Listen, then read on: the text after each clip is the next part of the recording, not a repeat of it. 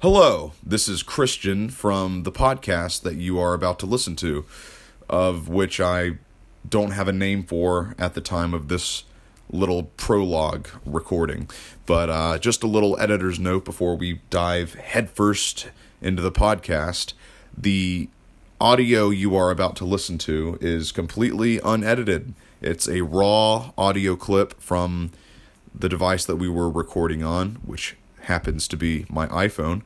The reason I'm giving this little prologue piece is simply because I wanted to introduce conceptually what we are trying to do, and that is an unabashed, slightly unapologetic view into mine and Bryan's personalities as we talk about fun media stuff like TV shows and movies, and I hope you guys find that fun as well.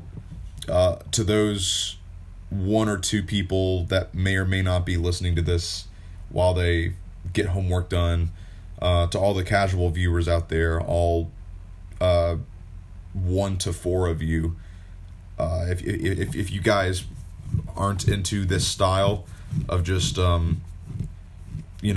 spilling it out off the cuff with minimal editing, because to be honest there is a bit of editing, just not much at all, then let us know if you like that or not. The real reason I really can't do much other than kind of put it together in Adobe Premiere is time. I'm really crunching on my schedule, and I just can't go through 2 hours plus of recorded audio and edit here and edit there to make it really, really Joe Rogan podcasty. But I know for a fact that it isn't. We made sure we were pretty organized in our discussion. Only near the end does it kind of tangent outward to technical talk and behind the scenes stuff. But I didn't feel the need to cut it because it's still kind of the same energy as all the stuff in the latter parts of the podcast. But if you guys don't like it, let us know in the comments. We're still experimenting here. So, if this format is, appeasing to you guys, let us know. If not, I will find the time, and we'll make sure that we, allot a stretch of recording space to where I can maybe edit that night and squeeze it into my schedule. But that's only if you guys really care enough to watch and give us feedback. But we'd love to hear it. Otherwise, I think we have some good stuff. We talked about some cool, fun stuff. So without further ado, here's the podcast. Enjoy.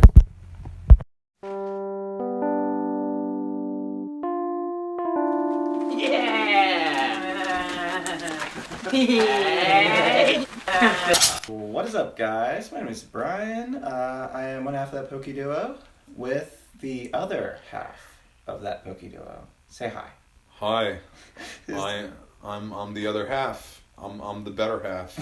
He is better than me, don't worry. But shit. He is the better half, but not like that. Not like that. We're not like that. Don't worry, guys. Don't stand us or anything like that. Don't stand us. Don't game grump us. Yeah. But why don't you? Obviously the people on my channel know what I do. What do you do? Right on. So I am a filmmaker, both professionally and self-labeled. I do a lot of stuff, film, short videos, short films. I dabble with film festival circuits. I have my own YouTube channel, Film Roller. We were originally we both conceived this channel to do these very heavily edited Let's Play videos for Pokemon-based games, and I was going to edit that during the conception of the channel in its early days, which was only a year ago, or not even that, more like 8 months ago. But it just took too long for me to edit that. I had other stuff to do, so Bryan kind of turned it into a more of a competitive Let's Play with less edits. It's more of a stream of consciousness, more of a laid-back feel. And that's kind of what the channel became. But now we're going to do other stuff like podcasts. So you can finally get the other half of the duo. Right. For the namesake's sake. And I think what's really cool is the new Pokemon Snap is coming out on Nintendo Switch on the 31st of this month, so just a couple days. So I'm thinking I'm going to do a decently short Let's Play of Pokemon Snaps. Because I know the original on the N64, you could beat it in like an hour. Right. So if the new Pokemon Snap is anything like that, it would be a good Let's Play to put on the channel. Yeah, for sure, man. Send me a link. I'll check it out. And it must be on the record. This must be on the record. I must mention this. Right now. This needs to be this very important, very juicy tidbit. Yes. Where Bryan loves Pokemon and is infatuated with all of its Pokemon-ness, Yes. all of its Pokemans-ness. Yes. I know you don't like Pokemans. I don't like that word, but I will allow you to use it. I can't help it. Anyway, Bryan knows everything about Pokemon, all the lore. I know jack shit. I admire it. You're very nostalgic. I'd say you're very nostalgic for the old I grew up on the cards and the video games and the show in the late 90s, early 2000s. But you grew out of it. Yeah, I was around like 12 or 13 when I grew out of it. And some people do. Yeah. But you've kind of brought it back into my life in a weird way. Just by telling me what the games are and shit, and me editing a few of the videos. And I'm just surprised how fucking expansive and extensive the world of the Pokemon franchise is. I mean, it's gotten more competitive. It's almost like real sports at this point. It's a community. It's a goodie. I would say it's an esport. There's right. There is an argument to be made that, at least speaking in the competitive sense, there's a lot of chance that involves in making your moves and how much damage a move can do, because there's a range. Each attack does a certain amount of numbers, and it's very random which one it's going to do. So it's very RNG based, which isn't the most consumable kind of esport. I think a lot of people with esports, they kind of just like it's only skill based. I guess like those Dota or whatever, like those kind of games. I guess those are a little more skill based than RNG based. But I like what Wolfie Glick. He's actual world champion, and he won Players Cup 2, which was a worldwide Pokemon tournament that they did instead of normal regionals and worlds and all that kind of stuff because of COVID and all that. They did one where everyone made teams, and then they did a tournament from our own homes. So they got everyone from North America. They had a regional. Right. And on their North American regional, they had South America, they had Europe, and then they had Oceania. Damn. And then they did a whole tournament. And it went to a global top 16, and Wolfie won that one. He won number 2. I actually participated in Players Cup 3. Whoa, dude! But did you get a headache? I got a headache. Right, like the qualifying was a 3-day thing. On the second day, I got this huge headache, and I just could not play Pokemon or anything. Like a migraine? It was all day, and then the next day, like a Psyduck migraine. Yeah, it was very much a Psyduck migraine. But freaking Psyduck. And I actually did decently well on day 1. I posted a highlight video of all of my wins. I didn't post my losses. Right. Post their losses. I mean, cut your losses. Post your wins. I mean, now I post all my content, whether I win or lose, because I think that's just shows confidence, young man. Yeah. You show your shit and show your polish. But that was a little more edited because it was just a compilation of all my wins. So I did a little speed up. I know you don't like speed up, but I think in this instance, in like a compilation, it's fine to speed up. Bryan is on the path to learning the ways of editing. He's learned a lot of things, but he still has a lot to learn before he could be great. But I believe he can change the world. You can save the world with your fucking editing skills. Yes. And we'll talk about that in a minute, because that's a good topic. By the way, we're going into this completely blind. We had a prototype episode we did a few months ago, during the election actually, and we had a whole list of things written down. We have nothing. This is a shot in the dark. We are not going off of a list. It's completely random. So I think a good topic would be in a minute, a new particular series that's coming out. And you actually told me about that recently, but we'll talk about that later. Mm-hmm. The other thing I wanted to say was, if I could fucking remember, I am heavily sedated with a delicious beer right now. And so, that's okay. I'm not an alcohol drinker. Yeah, I definitely am. So my memory can't service me on 100% mode right now. But if this is your first time hearing my voice, I do Draft League content in particular in the Universal Gaming Association. I am the coach of the Charlotte Beedrills, the draft team that floats like a butterfree and stings like a Beedrill. That's awesome. Did you make that up? Yeah, I made that up. That's pretty good. I like that. I got it from there was a different draft league that I was not a participant of, but it was a much bigger one. It's called the WBE. Mm-hmm. It's a YouTuber based one, so all the bigger Pokemon YouTubers who do competitive content, they get in, they make a team and all that kind of stuff. And there's this one coach. Her name, if you're basically a coach, is just like the person controlling the game. You're the coach. So her name was Kaylee. You're the gym leader. Yeah, I'm definitely a gym leader. That'd be a fun thing. I'd like to join some sort of gym leader thing. Maybe there's one out there I could join. But anyway, she was the coach of the LA Spice, and her thing was, I am Kay Cray, the coach of the LA Spice, the spiciest draft team there is. Mm. So that's you're where like I got my inspiration from it. So I kind of got it from her. You have a lot of spunk. Are you spunky? Kind of like. I had a battle today. Are you like? Didn't do very well. I lost 1-2. I won. It's a best 2 of 3. Right. I won the first game. I probably should not have won the first game, but I did.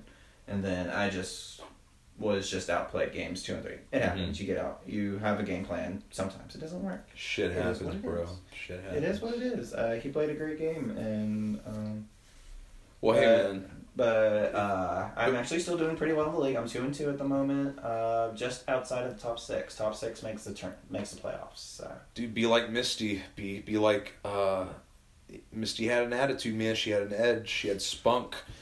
Be like Misty. I had a little bit of a toot in my video. I was a little frustrated. I was a little frustrated during the battle, but I think that's a positive thing. I'm gonna spin that as a positive. There's a lot of people who are just like, when you're on video, you need to be calm. Yeah. You need to lest you get memed. But I think hard. Maybe it's an unpopular opinion, but if you're frustrated, I think it's healthy. Of course. To absolutely. let out your frustrations, as long as you're not screaming at the top of the lungs. And granted, I was not screaming at the top of my lungs. I was just going like ugh or something. I did a lot of uggs. That's nothing, man. That ain't nothing. Yeah.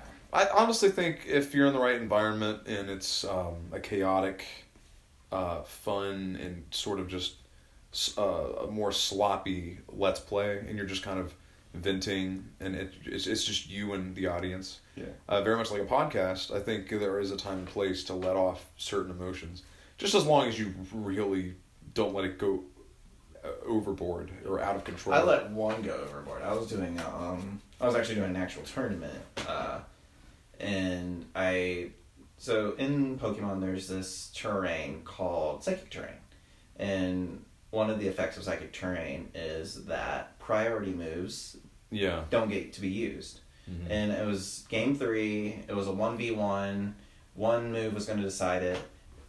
I had set the Psychic Terrain with one of my Pokemon, and that Pokemon had a priority move. Yeah. And it was going to KO that Pokemon on the other side of the field.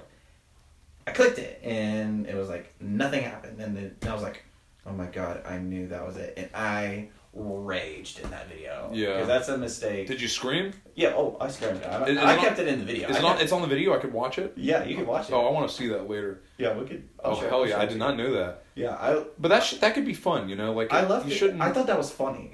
Right at the end, I thought it was funny. So I left it in there. Just as long as you're not doing that like the entire video, because it would get old. Yeah, that's the only. The only limit, I think. But like as far as just expressing rage, I mean, people do that all the time. I mean, there's videos like that are popular. I mean, like, because it's relatable. Right. Video games are some of the most frustrating things in the first world, or in any first world culture. And, we've all had that moment where we slam the controller down and we maybe even scream.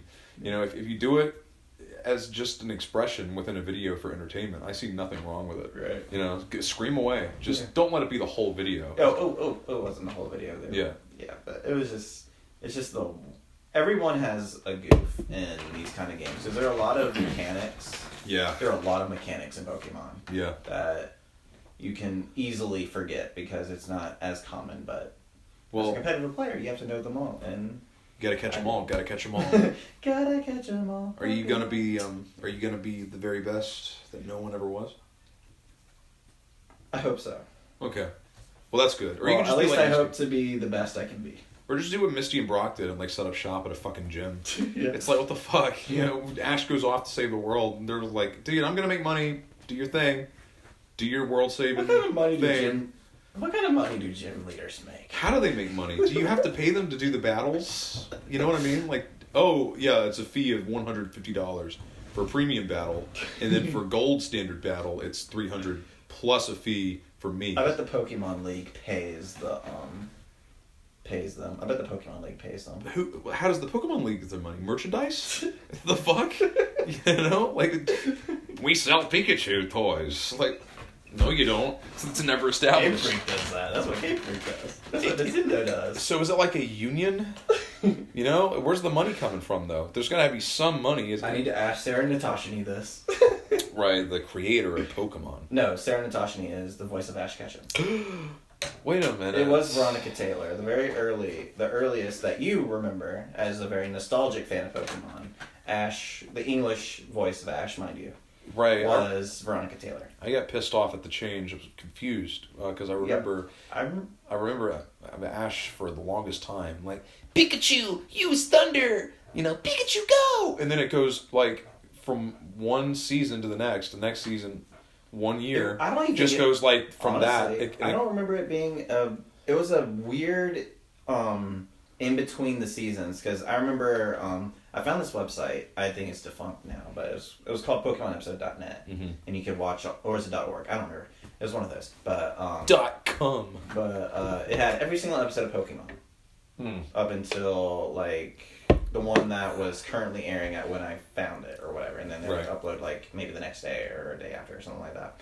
And so I was just like, I've got a lot of time on my hands. I'm just gonna watch every single episode of Pokemon, and I have, by the way. I am a fan of the anime. I'm still a fan of the anime. I don't care what anyone says. But it was around the Hoenn anime. That's probably season 9 or 10 or 11 or something like that. The Hoenn brothers. Yeah, the Hoenn region anime, and I remember that there was an episode that had it was Veronica Taylor as Ash Ketchum, and then the next episode, the voice changed. Well, dude, I didn't know what it was. I didn't know about it. It was so random and sudden. It was very random and sudden. Yes. Well, because like there was no transition between the Veronica Taylor Ash and the Sarah Natashini Ash. Because I remember. Granted, I think Sarah Natashini is doing a fine job voicing Ash. She's been doing it for 16 years now. She's fantastic. Yeah, they would not have fired her. I just remember she would not have her still voicing her if she was bad. Yeah, I just remember at the time like just being so like bummed out because it was just such a change. Because 5 years of, the original voice, and then just like a sudden overnight like Pikachu use thunder from. It was a much deeper voice. It was a much deeper voice. Like, oh god, who the fuck is this? And I hated it for a long time. I was like, I do not like this. Ash is a kid. He's not a fucking man. Pikachu, use thunder. Pikachu, use thunder. I'm like, yeah, right. 10. But I kind of glad I listened. I watched the episode. I heard it. I was like, okay, this is weird. I'm not a big fan of this. I'm gonna keep watching, see if I get used to it, and I got used to it. And she's doing a good job voicing Ash. Yeah, sometimes when you switch masturbation hands, it can feel a little weird, and sometimes that's a good comparison, I think. Because you used to use your left hand. I'm a lefty, by the way. I'm a lefty. But you use your right. It kind of feels like another person's doing it. It's just you gotta get used to it. Mm-hmm. And become ambidextrous. So, it's just, there's a lot of things to consider with that stupid ass analogy that I just used. Nonetheless. So I'm guessing our podcast is now not suitable for children, then. Oh, fuck. Oh, damn. Don't worry, I've set the channel up to where all the videos upload to not suitable for kids. Or not for kids or whatever. Oh. Fuck. I set it up to do that. Yeah, because I think because if you put it dropped the F-bomb twice. Because if you put it as it's for kids, people can't comment, and I like comments. I've noticed that. Yeah, that's right. So that's what it is. That's why people can't comment. Because you watch a thing like a clip from Jimmy Neutron or some shit, and any kid show, and a lot of times you can't comment on them. Mm-hmm. I thought it was only like Nickelodeon doing that, like their channels and Cartoon Network. No, apparently it's for any content that is made for kids, like that's the setting that you choose. It's so strange. It's a default setting. It's like we're trying to protect the kids. Like, fuck, you have algorithms that lead to channels that are way more fucked up than the comment section. You let kids watch the Paul brothers. It's not just that's awful, yes, but it's not just that. It's these like random, automated channels. Where like you know what I mean, like these cartoons that are like made in an animation program, but it's like they click the default button, you know, the animators, and the algorithm within their program animates it to be these weird fucking drawings, and they'll just play like Itsy Bitsy Spider or a song on top of it, and that's disturbing shit. Like you got a duck with like the feet of an alligator, and it's like surreal lynchy and shit. Kids are exposed to that. Is that on YouTube? Yeah, because they'll randomize the fucking algorithm in the program they're using to animate the thing. So they'll just spit out these, like the computer will AI it kind of and be like, oh, this is kid friendly content because of song, and has like they'll have a list of images to select from, like a duck, image of a duck, or an image of the sun. But then they'll collide the images together, and it becomes this abomination. It's like a nightmare. Yeah. And kids, it's kid friendly. Kids see that shit, and it's just these automated channels, man. They just upload like every fucking day, because they have these default settings on their program for their animation software. It's awful. It's like, and now you're worried about the comments. Yeah, right. Yeah. There's way worse stuff out there that the kids can watch other than YouTube comments. Right. Like, why are you... Whatever. YouTube is weird. I hate you, YouTube! Why won't you recommend my videos to anyone? No, I'm joking. It's like no, seriously. Because I don't like them. You have to reach a certain milestone just for them to start recommending your video. I think it's 250,000 subscribers. I think that's the limit. I think. Or it might just be 100,000. I think it's based on clicks. I don't think it's subs. I think it's clicks. You're probably right. I mean, I've lost track. I was looking, and I think last time I checked, I think my videos, I was like 33% of the goal that they put out to where they'll start recommending your your stuff. I guess I don't blame them. I mean, they want their site to be attractive, you know, and have content people watch. I mean I don't mind that. It's all these other weird rules, you know, like the comment thing we just mentioned. They were getting rid of the dislike. They were thinking about getting rid of the dislike button. Yeah, whatever. I don't really care. I've never actually clicked a dislike button in my life. I don't. If I didn't like a video, I click out of it. Or like don't recommend this to me again. Yeah. I've never clicked dislike. Maybe one time, and it was I forgot what it was. But I really didn't. Something really bad, like some cringy conservative YouTuber that's somehow. But even then, I might dislike it if it's that cringy. But the philosophy I have with that is like, you're still affiliating yourself with that video by clicking anywhere within the notification icons. You know, like, oh, if you click like, it's like you're affiliated. You click dislike, you're affiliated. Subscribe, all that stuff. Even if it's dislike, you're still associating yourself.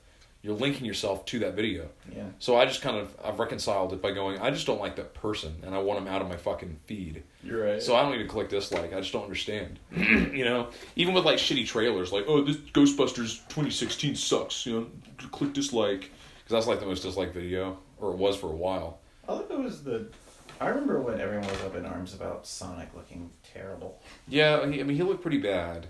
Yeah, come on. Bryan, I never played Sonic, so I didn't have that nostalgic attachment to it. Right, but you could tell, at least, like, even if you didn't like the design, it's very different. Like, it is very different than the original. I never even saw the movie. So. Yeah, I did. It's actually not bad. It's actually not terrible. Didn't it come out about the time that Detective Pikachu did? No, Detective Pikachu was... Or was it at least a little after? That was 2019. Sonic was 2020. Okay. And that was right before the pandemic. Because it was in theaters for a bit. And then pandemic comes out, and the theater run was still going, so they were like, put it in streaming fast. You know, we got to make money off this. HBO Max? So what's the thing now? HBO Max or something? That's becoming a very lucrative thing. I love that app. I love HBO Max. But I'm thinking about downloading it. I can watch the Scooby-Doo movie on HBO Max. And Mortal Kombat, which just came out a few days ago. Kong versus Godzilla. Godzilla vs. Kong, which I've seen, dude. Is it good? Yes, it is. It's very good. I loved it. It's dumb as fuck. It's monkey punches lizard, but they deliver, man. Like every fight scene. Mwah. Yes.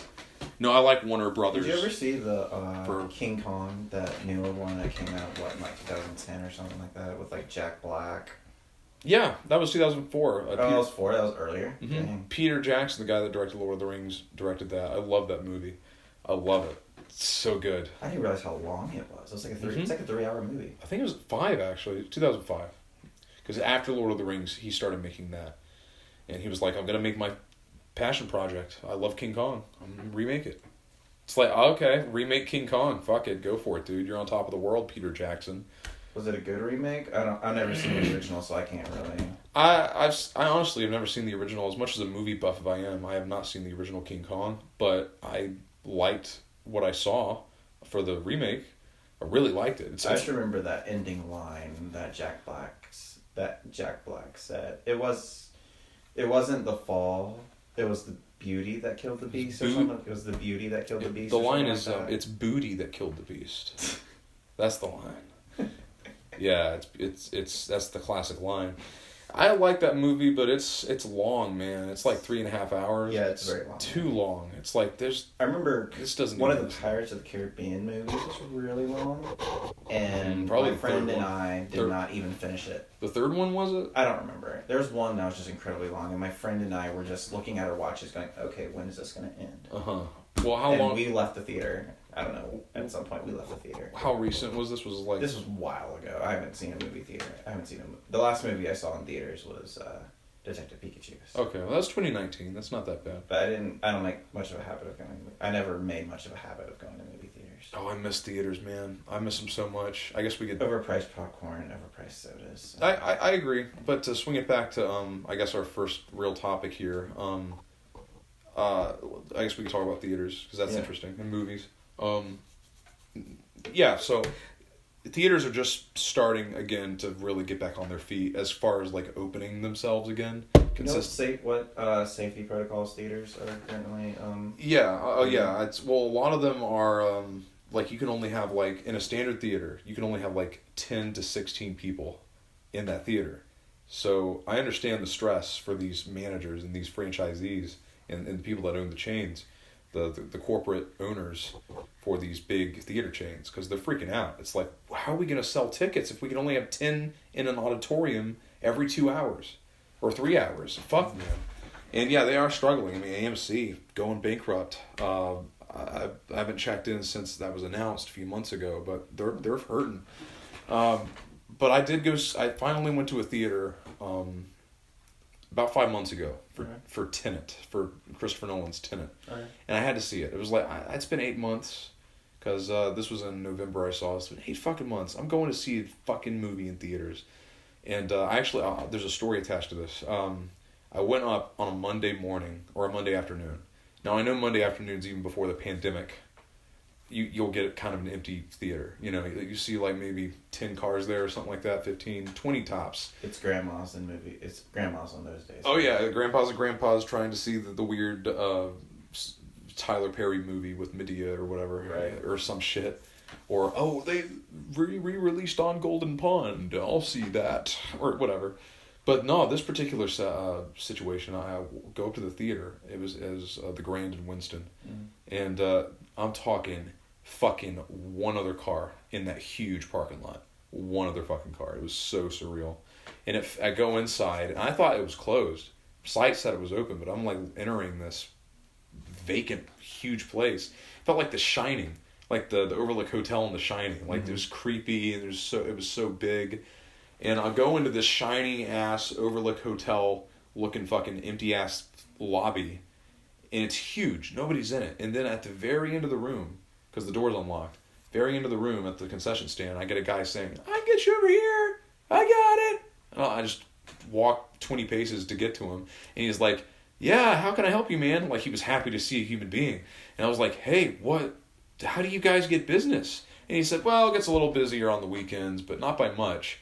We're not really hiring much anymore. And I'm like, do you like your job, or are they paying you? He said, I love my job. There's nobody here. I'm just like, fuck, dude. Like, sign me up. But that was the first ever in my life that I not only had the theater to myself, because I've had that happen before, but the whole building to fucking basically myself. It was so strange. I went to other theaters after it was done, just kind of poked around, like, I'm back in the movies. Have you ever been to like a theater, like, and you and like you and a friend, and you're like the only ones in the theater, so you have full room, you have full range of comments, I love all that kind of stuff. Absolutely. No, I went to the theater a lot before the pandemic. I love theaters. So I love when you go on a specific time. I would go alone. I don't give a fuck. You know, I go with a friend. I haven't gotten to that part yet. I can't go to a movie theater, and I can't go to a restaurant by myself. I just feel I'm a very lonely person. And I don't like being lonely. Yeah, no, I get that. I can be lonely. I go in phases with it, but I totally get that. I can't go to a restaurant by myself though. I can't be at a table and like I'm looking around like, oh, everyone else is together and I'm the only guy alone. Theaters though, fuck yeah. If I'm the only one in there, absolutely. Even if I'm not, I'm just like whatever, man. But I will say this about the popcorn for Tenet. They forgot how to make it.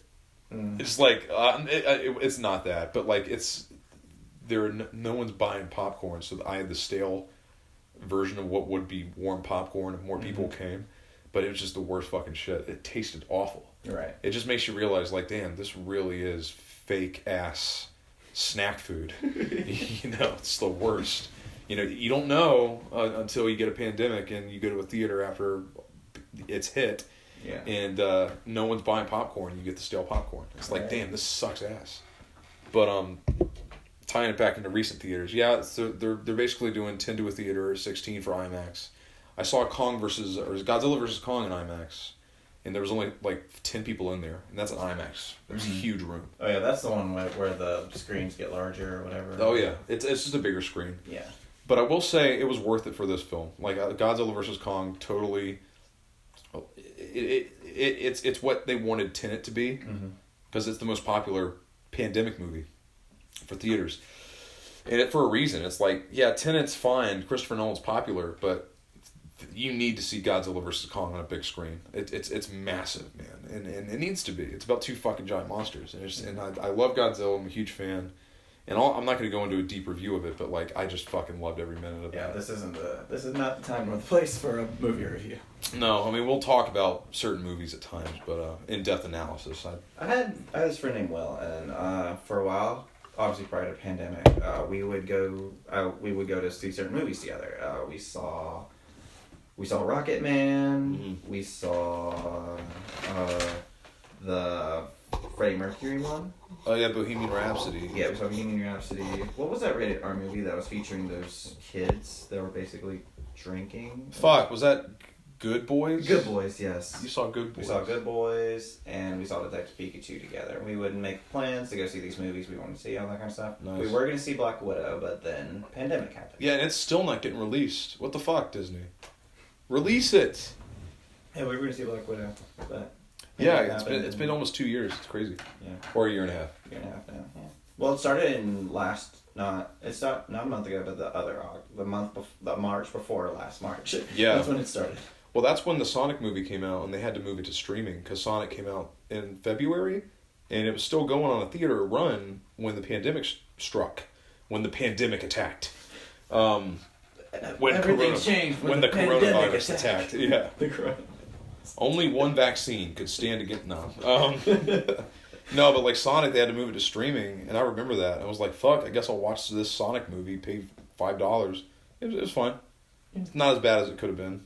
Probably one of the best video game movies I've ever seen, but that's not saying much. Right. You know, the bar's so low. I was a big fan of Detective Pikachu. I thought it was cute. Yeah, I guess that is technically a video game movie. Yeah. Well, not really. It's a spin-off. Mm-hmm. It's a spin-off video game. Right. There's a 3DS game called Detective Pikachu, and it's basically... I never played Detective Pikachu. Yeah. But I thought What's his face did a really good job as the lead. Ryan Reynolds. He did great. No, I'm thinking Justice Smith. What's his name? Yeah, that is his name, I think. He was the kid. His last name is Smith. It's Justice something. I think it's Justice Smith. But he did a really good job as the kid. And it was a cute movie. And he's not related to Will Smith. No, he's not. I thought he was. I thought he was his other son. It was like, no, Will Smith's other son is, what the fuck is his name? I remember watching it with my parents because I have it on Blu-ray. Nice. And I would pause the movie every time something lore based happened. Yeah. At the very beginning of the movie, he mentions that Cubone's wearing the skull of his dead mother, and I pause it and I'm going that's actually correct in the lore. Yeah, they knew what they were doing. They did their research, and they didn't just pander to the. They didn't just pander to the gen run crowd. They had all from every generation and a few new ones, right? Yeah, they had a lot of new ones too. Yeah, brand new ones. Yeah. Yeah, it was pretty well integrated in the world, and they're trying to make it movies. They're trying to do the Marvel thing. They're trying to do two. There's rumors of Detective Pikachu 2. I don't know. Right. How true those rumors are. But what it seemed like to me, at the beginning of the film, it's Pokemon Studios. It's I think, and I've also heard that they're going to do this Marvel-based thing where they make a movie universe, where they do other movies in the real world, live-action movies, in that style with CGI Pokemon. And there's going to be other stories, and other tales and whatnot. And I think it's a good idea. It's fuck it, go for it. Do You're the number one media franchise. Keep doing your thing. Yeah. And I know everyone's like, Marvel started it. Only Marvel can really do it well. It's because they built this cinematic universe format that every studio follows now. Yeah. The only, real fast, going back to the Godzilla thing, the only other studio that can match the prospered, the only studio that can be as prosperous and effective and has done it almost as well as Marvel themselves is this MonsterVerse franchise. Where, the Godzilla, you got a movie with Kong, you got a movie with Godzilla, then you have another movie with Godzilla and King Ghidorah, which is a classic character from the Toho films of the 60s. And all you gotta do is just, take shit from that film series from Japan in the 60s, 70s, 80s, 90s, 60 years worth of characters, and revamp them with a $200 million budget. That could be, it's worked so far. I really think it actually works as a cinematic universe. Because it's all there. Those movies connected loosely back in the day, those Godzilla films. Fucking take that material and go for it, with the Hollywood system. Step forth and make your own universe. That's the only other franchise I believe has true promise being as successful with the cinematic universe next to Marvel. Mm-hmm. It's the only other franchise I think that has potential and has done somewhat well.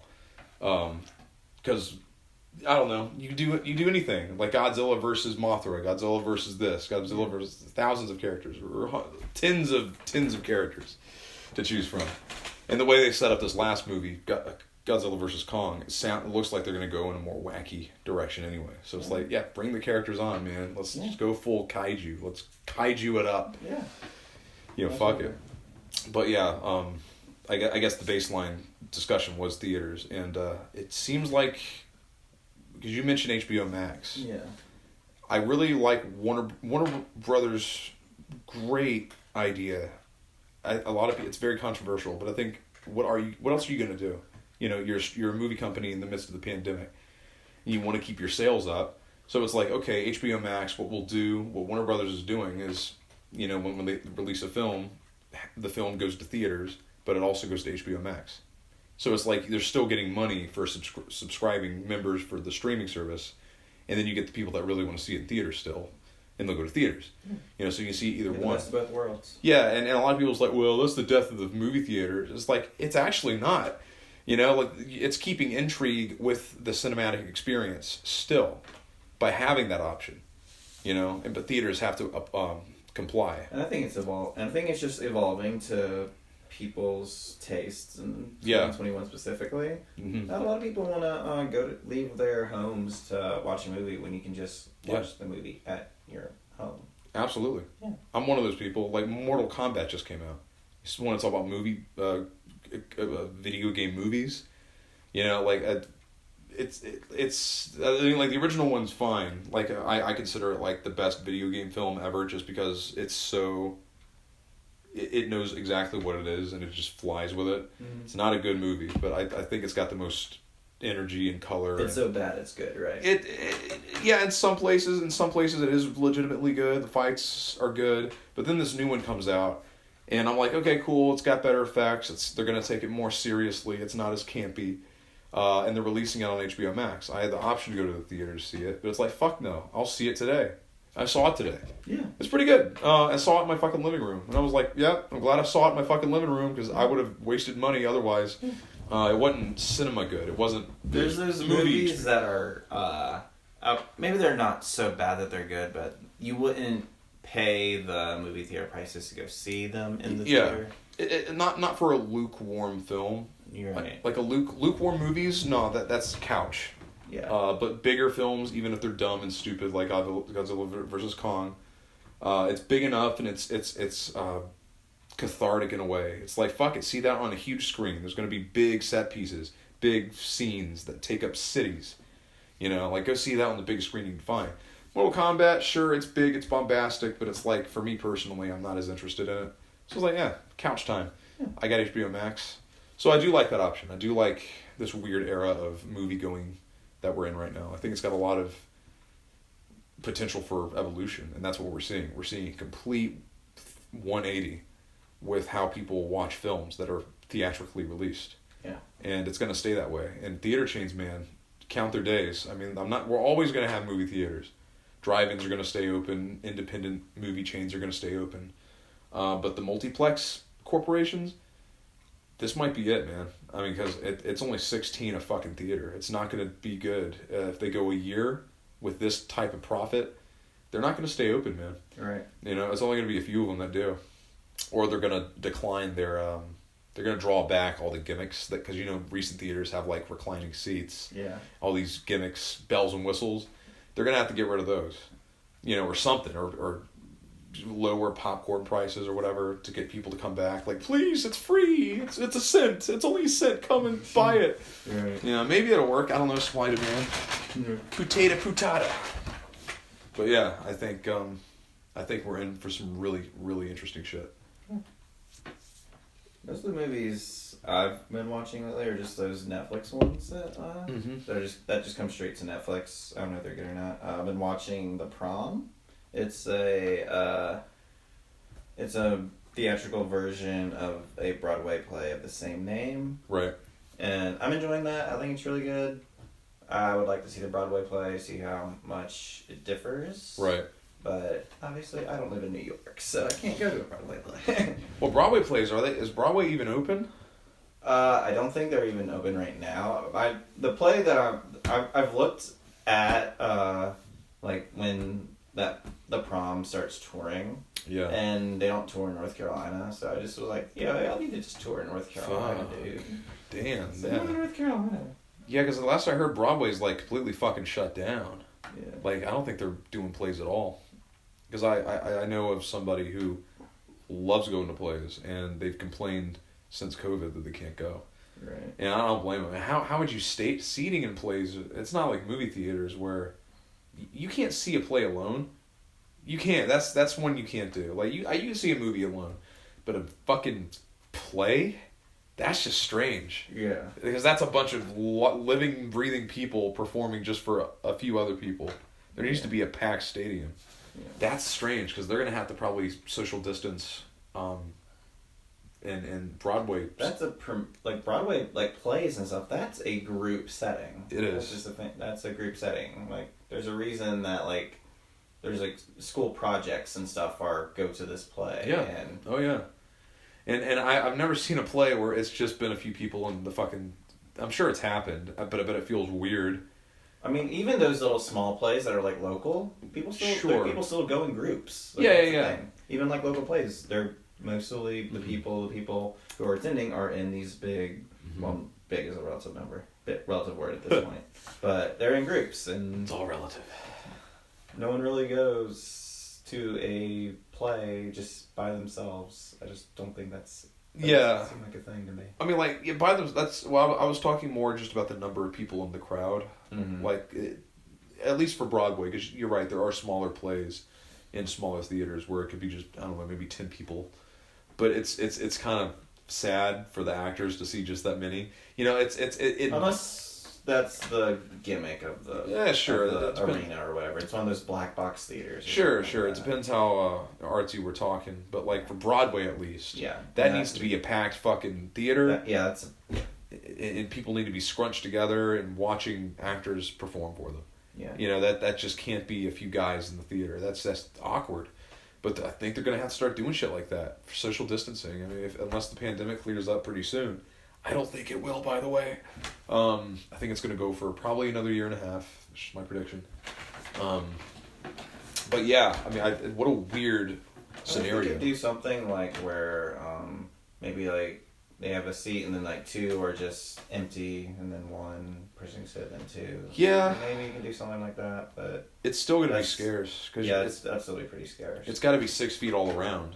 Yeah. So you think about that. That's like seats going in front of you, behind you, left and right. Yeah. So that adds up. Yeah. That's why theaters only like 16 fucking people in the fucking theater. It's so strange. Yeah. It really is strange. I mean, like theaters again, I don't think it's as warranted to go with a crowd and be in a crowd. Yeah. But Broadway for fucking sure.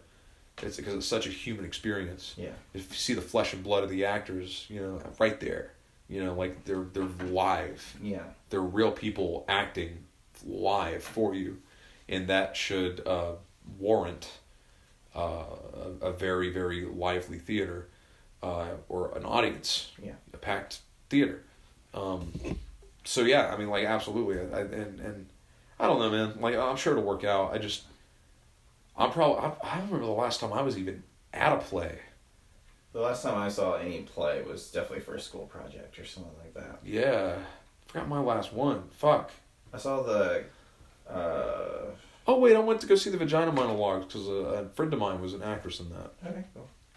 In college. I saw Steel Magnolias. I remember watching Steel Magnolias in. That's a play? G-Tech. Yeah. I didn't know that was a play. Yeah, it was a play. I know that's a movie. I didn't know it was based on a play. I think it's both. I had no idea. Wow. And then when I was at High Point, I took a theater class, and I had to see a couple of the productions from the HPU Theater Association or whichever, where all the students put in do plays, stuff like that, and I had to see one off of campus. Oh, kitty. I don't remember what I saw. I don't remember the plays that I saw. I didn't do very well in that class. I passed. Well, there you go. Do very well in the class. You passed. Is it because you're a dummy? No, I didn't like theater. I'm not a theater queer. I'm not a theater queer. Is that a word? Yeah, that's a word. Theater geek. You're a theater kid, right? A play kid? What the fuck do they call it? Well, as a queer person, theater queer is just one of those words where. I mean, it makes sense. I've just never heard of it. Yeah, that's. I have a friend. One of my friends, Rosa. She is, by all definitions, a theater queer. Mm-hmm. But I like a couple of musicals. I don't actively search them out. Yeah, me neither. I mean, I would want to see Phantom of the Opera. I just want to say I've seen it once. Because I do like the music. I want to watch American Idiot. I wanted to watch that one. Oh, yeah. No, right. I've heard of that. I've heard of it. But what is it? American Idiot. It's the Green Day. Yes. The Green Day musical. That's right. Don't you want to go see Shrek the musical? I heard it sucks. No. I've actually seen a clip from it. It sucks. It sucks ass. Like fucking... It sucks onions. Was Lion King a good musical? No, that's one of the good ones. That's one of the good Broadway ones? Yeah, the reason is... I know a little bit about this. Just marginally. But like... Apparently what they did... They didn't dress up the actors in like animal costumes.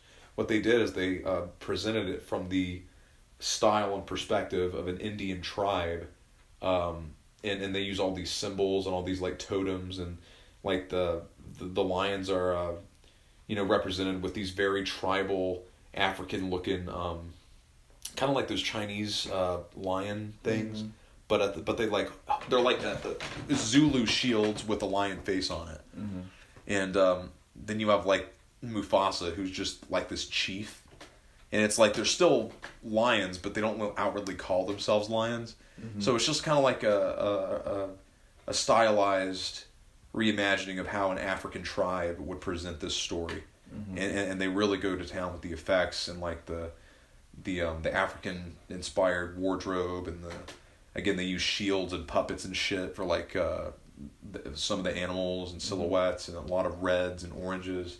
It's incredible. It's like, wow, that's really innovative, you know. Like for the animal design, if there is an animal that's being portrayed, that's kind of hard to do. They don't use a suit. They use, again, like a shield or like a puppet or a silhouette from the background, like really artsy shit. And it's like, that was a very successful play. It's a good way of looking at how, you know, theater can be adaptable anyway. But that's also one of the reasons I want to go see Phantom of the Opera, because I know that there's so much fucking technicality behind the scenes, you know, with special effects, you know, which are still rendered for audiences to this day. Well, it's been 30 fucking years. They still bring it out. They still put it together. Yeah, I'd love to see it, but fucking COVID fucking won't let me. Did you ever watch the remake of The Lion King? That live action? No, man. I despise what Disney is doing with the live action movies. Really? Oh, yeah. I only think it's applicable to films that really warrant a remake, like really kind of... Like, I encourage revisionist cinema. Like, rebooting and, you know, bringing back to life something in a different style. You know, sure, if it's... If there's a necessary gap of time that's big enough between the original release of the original and the release of the new one. You know, like, let's say fucking it's been 50, 60 years. Like, they did a sequel to Mary Poppins, and that's a Disney franchise. I thought that was warranted. I was like, okay, that's I could see the inspiration in the motivation to do something like that. Like, there's enough reason to make that work, because it's been so long. Even if they remade Mary Poppins, it's like, okay, yeah, it's a relic in the past, and we're recognizing that, and now 60 years later, we're doing our own spin on it with modern technology. Fine, that's completely fine. But this recent shit Disney's doing, like with the 90s movies, like the animated movies from the 90s and the Disney Renaissance, like fucking Beauty and the Beast is 30 years old, and they're redoing it already. And not only that, but I've seen clips from the other remakes, and it's like the magic is completely gone, because the animation of those original releases made the films so magical and energetic and lively. But then when you like paint CGI realism on it, or like real live action actors, it just takes away that energy, you know, and that classic colorful style, you know, it's just not there. And when you have one of the greatest movies ever made, which is The Lion King, not just animated, but movies, and you remake it to make it look like a documentary, oh, come on, man! Like, what the fuck? Like, it's taken away so much. I don't have much nostalgia with Disney movies, to be quite honest. So I thought Beauty and the Beast was good. I thought Lion King was good. I don't know. Maybe it's just that I just don't have the same nostalgia for those kind of movies that other people do. I mean, but if you saw the original Lion King, I mean, I did. I definitely saw the original Lion King. Okay. Because I mean, I was born in 1992. That movie came out in 94. Right. I probably would have saw it when I was like 6 or something like that. 5 or 6 or something. I've definitely seen it, but do you remember it? I don't remember it very well. Rewatch it. You'll see what I mean. Like, seriously, like rewatch the original Lion King and rewatch the original Beauty and the Beast, and you'll see exactly what I mean. I mean, I've seen all of those movies when we had them on VHS. We had them in VHS and we watched them, and then I stopped watching them, and then they remade them, and I thought they were okay. Yeah, I mean, you know, some of them are fine. Like, I detest Lion King, the remake, and Beauty and the Beast. The rest of them, I just don't care. I'm just like, I didn't have enough passion to see or even complain about the rest of them. I did see Dumbo, because I thought that was one of the very few that could benefit from a remake, you know, because it's like Dumbo. A lot of people like the Aladdin remake. Yeah, too soon once again, and not the same. That's kind of magic. That's weirdly similar to how I took when Toy Story 4 was released. Yeah. I refused to watch that movie. Yeah, funny you mentioned that, because I didn't watch it either until later. It's not bad, but it shouldn't exist. You know what I mean? They capped it off. I mean, I was a big fan when I was a kid of Toy Stories 1, 2, and 3. I was a big fan of those movies. Same, I loved the third. And then I think it came out when I was a senior in high school. It's Toy Story 4. Mm-hmm. That's 15, 16 years after I saw the other ones. Toy Story 4 came out in 2019. No, Toy Story 4, that was when they were in college, right? No, that's 3. 4 was very recent, like 2 years ago. Yeah. I'm looking this up. Oh, dude, yeah, it's pretty recent. Because I was in this house, and I didn't move to this house until 2 years ago. I watched it here. Because I waited a few months after it got released. Google this. Yeah. Oh, dude, I'm absolutely positive. Oh, yeah, Toy Story 4 is a 2019 film. Yeah. What the fuck? Just got it mixed up with 3, probably. Because 3 is where it should have ended. Should have been the last. Was that the college one? Where they It's when Andy goes off to college. I mean, they don't go to college. What happened in Toy Story 4? Like, that was the Forky. The fork. Everyone thought it was like a trans fork or some crap like that. They were all thinking it was a trans spork. What? What are you talking about? There were some conservatives that were really angry at Toy Story 4 because of Forky. Really? Why? Because it was like a spork, and they were complaining that he was like a trans fork. I'm just like, what? Jesus fucking Christ. Okay, now I remember. So yeah, maybe it was Toy Story 3 that was the college one that came out. When did Toy Story 3 come out? 2010. Okay, that's it. Yeah, there was a Toy Story 3 that came out. I was heading to college. That's when I graduated. Okay, that was when I graduated. That's when I graduated. High school. Same. Yeah, same. And 2 came out in '99. That was the. Yeah, that's my favorite. Okay, 1 and 2. Yeah, okay, yeah, that's the timeline. Okay. Mm-hmm. So yeah, so Toy Story 2. I saw 1 and 2. Yeah. I never saw 3 because I'd outgrown Toy Story and they had waited too long. Yeah. So I was like, I don't know, that's not my demographic. If you want to watch the movie, that's fine. I'm not going to stop you, but I'm not going to watch it. Mm-hmm. And then, obviously, I never watched Toy Story 4. So. Yeah, but you seem like you're pretty acquainted with the Toy Story movies all through 3. Well, 2. 2, then. Because I've never seen 3. Oh, shit. I never saw 3. I just knew what it was. Gotcha. I never even saw Finding Dory. I never saw Finding Dory either. Yeah, it's not bad. I have the same. I don't have as much hatred for the Pixar sequels as the Disney live action remakes, because some of the sequels are unique and funny and interesting. I did lose my frozen virginity at High Point University, though. Your frozen virginity. I never saw it in theaters, but they showed it in like every Friday or something. They had like a movie in like the movie theater there. And okay. I think one day they did Frozen. Well, the way you phrased that it implies that you loved it. Do you love Frozen? I like that song. That song is I do too, fantastic. and I know it's overplayed. That song is fantastic. That's a fantastic song. And I know it's overplayed, but I saw that alone in theaters in college too, and it was 2014. I went in, and I was like, okay, Disney's coming back with the musical formula again. It's been fucking forever since they did it. And I'm so glad. I'm so happy because I'm so nostalgic for that Disney Renaissance. I never saw Frozen 2. It's okay. It's not that great. The animation's great in it. It looks amazing. Movie. I'm not putting it in my top 5 or 10 or anything. That was good. I enjoyed it. Yeah. And I actually got that from the phrase "frozen virginity." Mm-hmm. That's what I got it from my friend. She said it that night or something like that. Froginity. So I've just been saying that, like, because she had never seen it prior to that night. Mm-hmm. Same to me. So yeah, she said it. So now it's kind of just been our little inside joke. Whenever we mention Frozen or something, we just mention that we lost our frozen virginity at High Point at our college. I will say that, like, again, I saw it. I was happy that they were bringing back the Disney Renaissance Broadway style. You know, like, oh, they're singing again. Finally, Disney, sing. Thank God. Your best movies are musicals. Yeah. I mean, like, a lot of them are, and it's like finally they're back to this. And I remember loving "Let It Go," and a few of the other songs. Leaving the theater happy as shit. I watched it again recently, and it's not as good as I remember, but I'm with you. I love that song. I know it's overplayed. It's overplayed. It was. I still fucking love it. Yeah. It's up there with, like, Under the Sea and Circle of Life for me. I mean, I loved it. Did you watch Moana? Yeah, I really liked Moana a lot. I liked it more. Moana. I would recommend it. I think you would like it. I think you would like Moana a lot. knowing your tastes, I think it'd be right up your ass. Yeah. And I like the music of Moana, like collectively, more than Frozen. What's the new one that just came out, like Soul or something like that? Soul was the Pixar film, and that's pretty fucking good.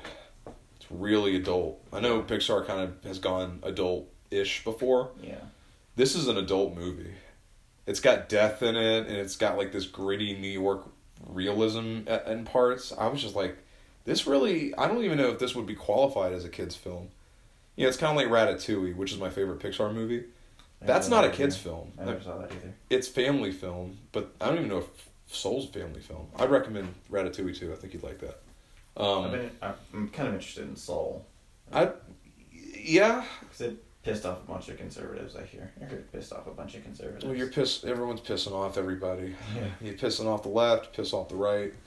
Everyone gets pissed off. Yeah. It's better to be pissed off. Identity politics. Yeah, political shit I just get annoyed with anyway. Like, no matter what side it's on. I'm very... Whenever I talk... Most of the time when I talk about politics, I try to make a joke out of it. Yeah. Like, I remember I was talking to my friend one time about this, and I posted a political joke, but it was in the context of Mean Girls. Mm-hmm. Somehow there was some joke I made, and it was a political joke I made in the context of Mean Girls. That's how I try to make political jokes. I try to memify it. You try to memify it, basically. Yeah. I got a lot more comfortable with this whole pandemic when I started memeing it. Yeah, and you've been a memer for a while. Yeah. Since I've known you. Like, when this whole thing first started, I used to get these really bad stomach aches. Yeah. Even when I was a kid, when we talk about diseases and stuff in health class, I'd get these really bad stomach aches. Mm-hmm. And then, when it first started, I'd get a little uncomfortable. Then I started memeing. I just started memeing, calling it the Rona or whatever like that. The Rona. Yeah, I remember that. That didn't last. Yeah. It lasted for the first 3 months. Then March came. I became less paranoid, and I just started memeing the hell out of it. Yeah. Well, I mean, the jokes subsided for a bit around that huge spike that happened around August to September. There was a huge fucking spike. Do you remember this? Yeah. Because of the beaches and shit. And Independence Day and whatnot. But, I remember the jokes kind of stopped for a month. We're going to stop doing jokes. I mean, I think that in my circle of influence, that's what I perceived anyway. Yeah. No, but there's still... I didn't know how to joke about it at first. I will admit that, because it was so weird. It's a nationwide or international thing. Everybody's in on it. But people are still dying. Yeah. So I didn't know how to... But it's still new, so, everyone... laughs at things that they're uncomfortable with, to make light of it. Not everybody, but a lot of people do, including me. Mm-hmm. Nervous laughter, there's a reason it's called that. Yeah. And I remember that feeling of that early coronavirus period. It's like, do I kind of giggle at some of the irony of this, or do I just not at all, or what? I've been working this entire pandemic. Yes. And I remember when we first started to wear masks, and I was actually one of the first ones to actually wear the mask at Domino's. I remember...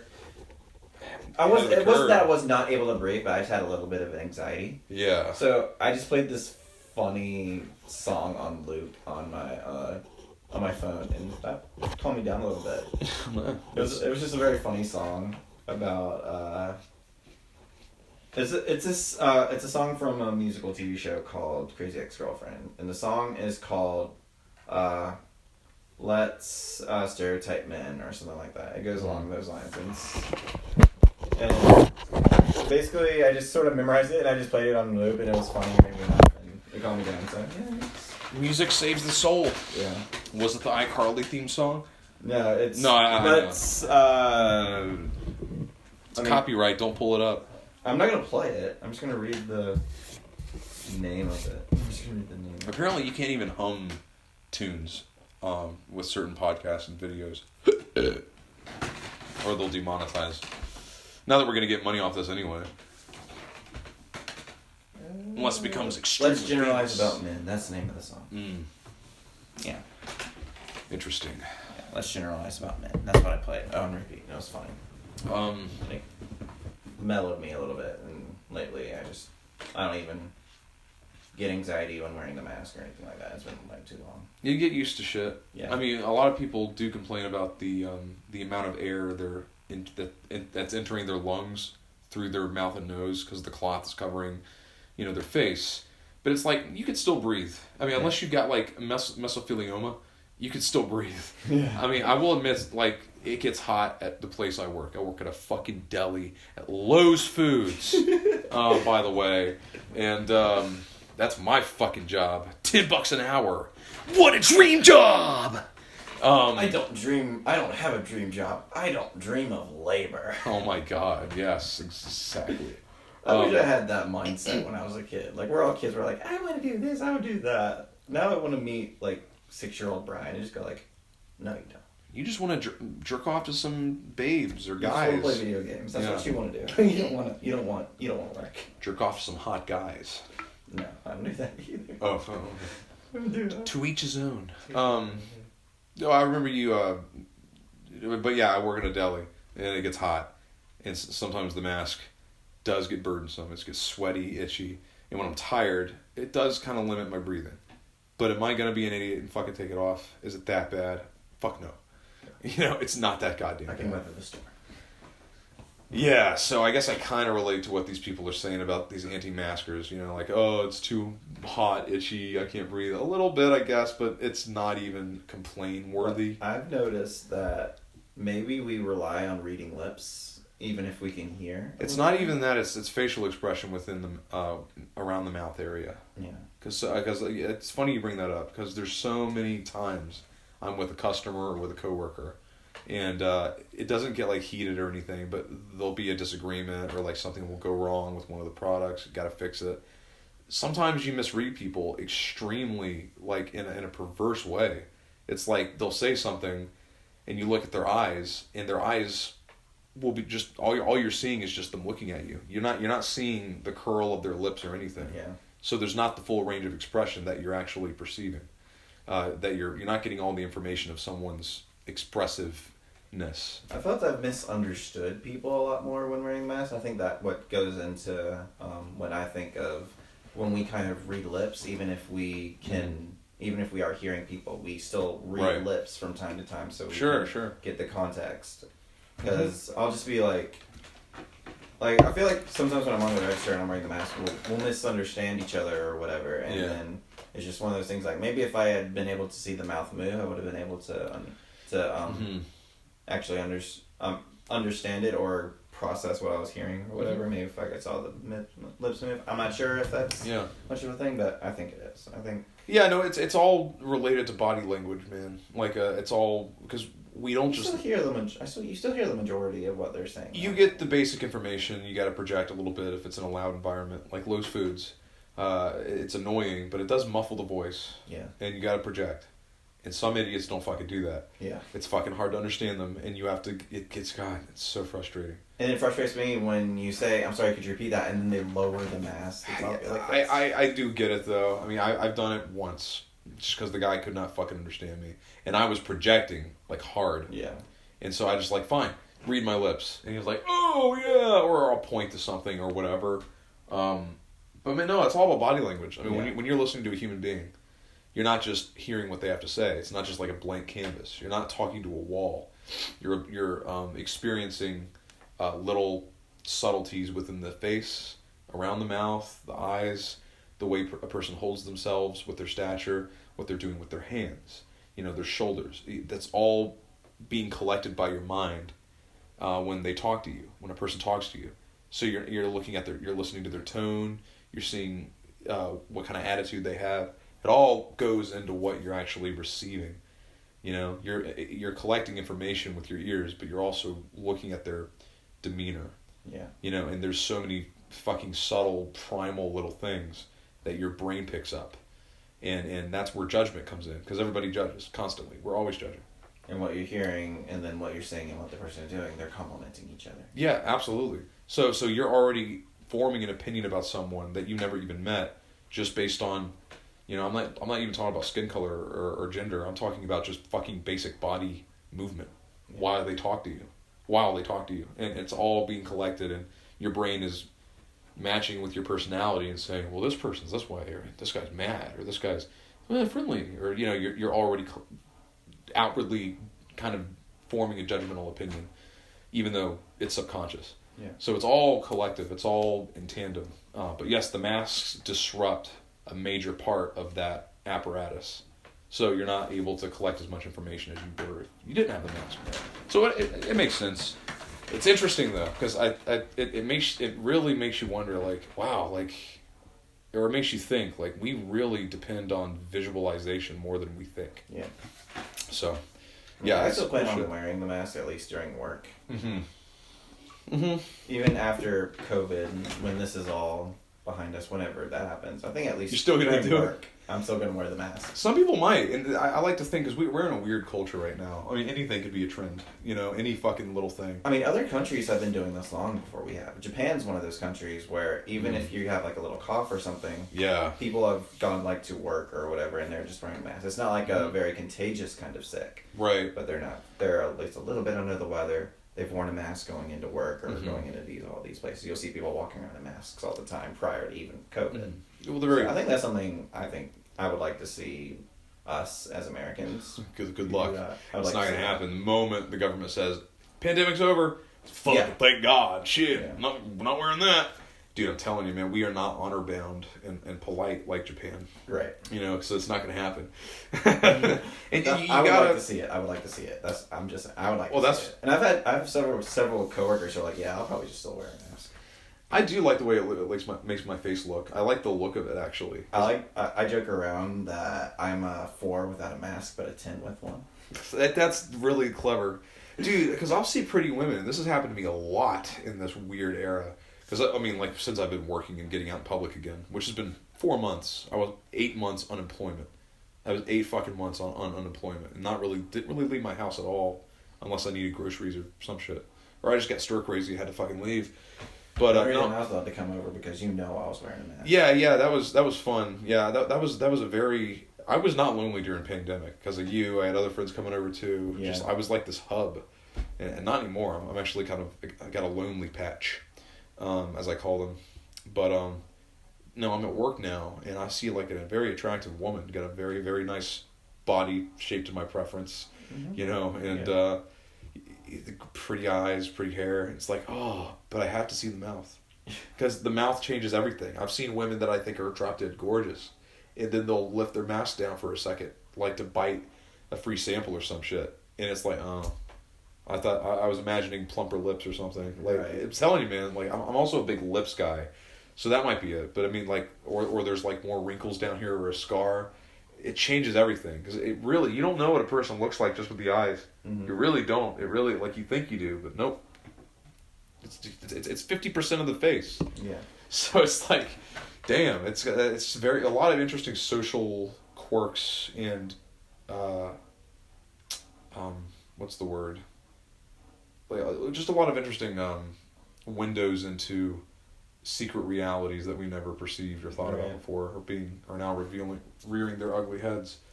And yeah, like today I saw a very, very attractive woman, and she didn't remove her mask, but I was certain this time she was going to be attractive. I was like, fuck it, you know, it's all I need to see is that other 2% of the body. Yeah. But I bet she's hot. Who the fuck knows? What if she has like a overbite, makes her look like Igor or some shit? Like, hey, like, oh, you know, like, her name's Jessica. What's your name? Christian. Hey, Christian. That's my favorite name. My name's Christian. We got so much common. Oh, Shaggy was such a simp for Mary Jane. For what? Mary Jane. He was such a simp. Oh, you're referencing Shaggy from the Scooby-Doo live-action movie. Yes. Nice. Well, I will say, speaking of passing the time during COVID, I watched the entire series of iCarly. You told me about this. But I fucking could have waited to watch it for fucking free. Because it just came out on Netflix a few months ago. It has 2 seasons of it, but I think there are like multiple seasons in each season. Really? It's weird. Yeah. Oh, maybe I didn't get gypped then. Maybe. It's weird. The whole series. Like some of the movies aren't on there, and I don't think the finale is on there. What the fuck? Are you serious? I need to re-look, but I remember looking and not seeing the episode where Carly's dad came out. Fuck that. That's incredibly important. Yeah. Where Michelle Obama shows up. And I don't remember seeing I Go to Japan. I love that movie. That was good. Where Jerry Trainer fucking falls off a fucking car. Remember that? They had to jump out of an airplane. Yeah, that too. They jumped out of an airplane. A lot of physical comedy. And then Jerry Trainer and Freddie's mom get trapped in seaweed. Yes. And Spencer eats his way out. Yeah. Us Bensons have. And he's trying to learn Japanese. That's and right. And then because he has this cutout of this guy with he's got like a strawberry ice cream cone. And he says, the pain makes you learn, or something like that. Yeah, the pain makes you learn. Yeah, or something. And then he sees a guy who's the splitting image in Japan, and he knocks the ice cream out of his hand. He said, the pain did not help me learn. I'm like, that is something Spencer would have done. My God. Jesus Christ. I love Spencer Shea. I love that. I love the character. Reminds me of me a lot. Jerry Trainer... I know that Crazy Steve and Spencer Shea are they're both crazy, but their levels of crazy are a little different. Crazy Steve is a little crazier than Spencer Shea. But it takes talent to be able to convey both of those levels of crazy. And two separate characters who premiered in shows that appeared right after each other, basically. He did a fantastic job in it. He's a good actor. It's a shame that he dropped off. Apparently he's just chilling in LA doing music or whatever. He did this show on Netflix. I don't think they renewed it. I showed you clips of it. I forgot what it was. Yeah, I forgot what it was called too. But I remember that. I was like, Spencer Shea! I was like, what? That is Jerry Trainer. I think he's got a fairly active Twitter, I think. Well, that's cool he's on Twitter. I mean, Josh Peck, man, he fell off too. I mean, he's got a YouTube channel. YouTube. Yeah, he's doing YouTube. And he's pretty funny still. He got a good personality. Him and Drake don't fucking talk for some fucking reason. That pisses me off. It legitimately, offends me. Like, you guys need to keep that relationship up just for your fans. Right. You know, you're pissing us off. And then I remember you being mad that, Drake or Josh didn't invite the other to the wedding or something. Yeah, Drake didn't Josh didn't invite Drake to his fucking wedding. But even Drake was like, yeah, I didn't even care.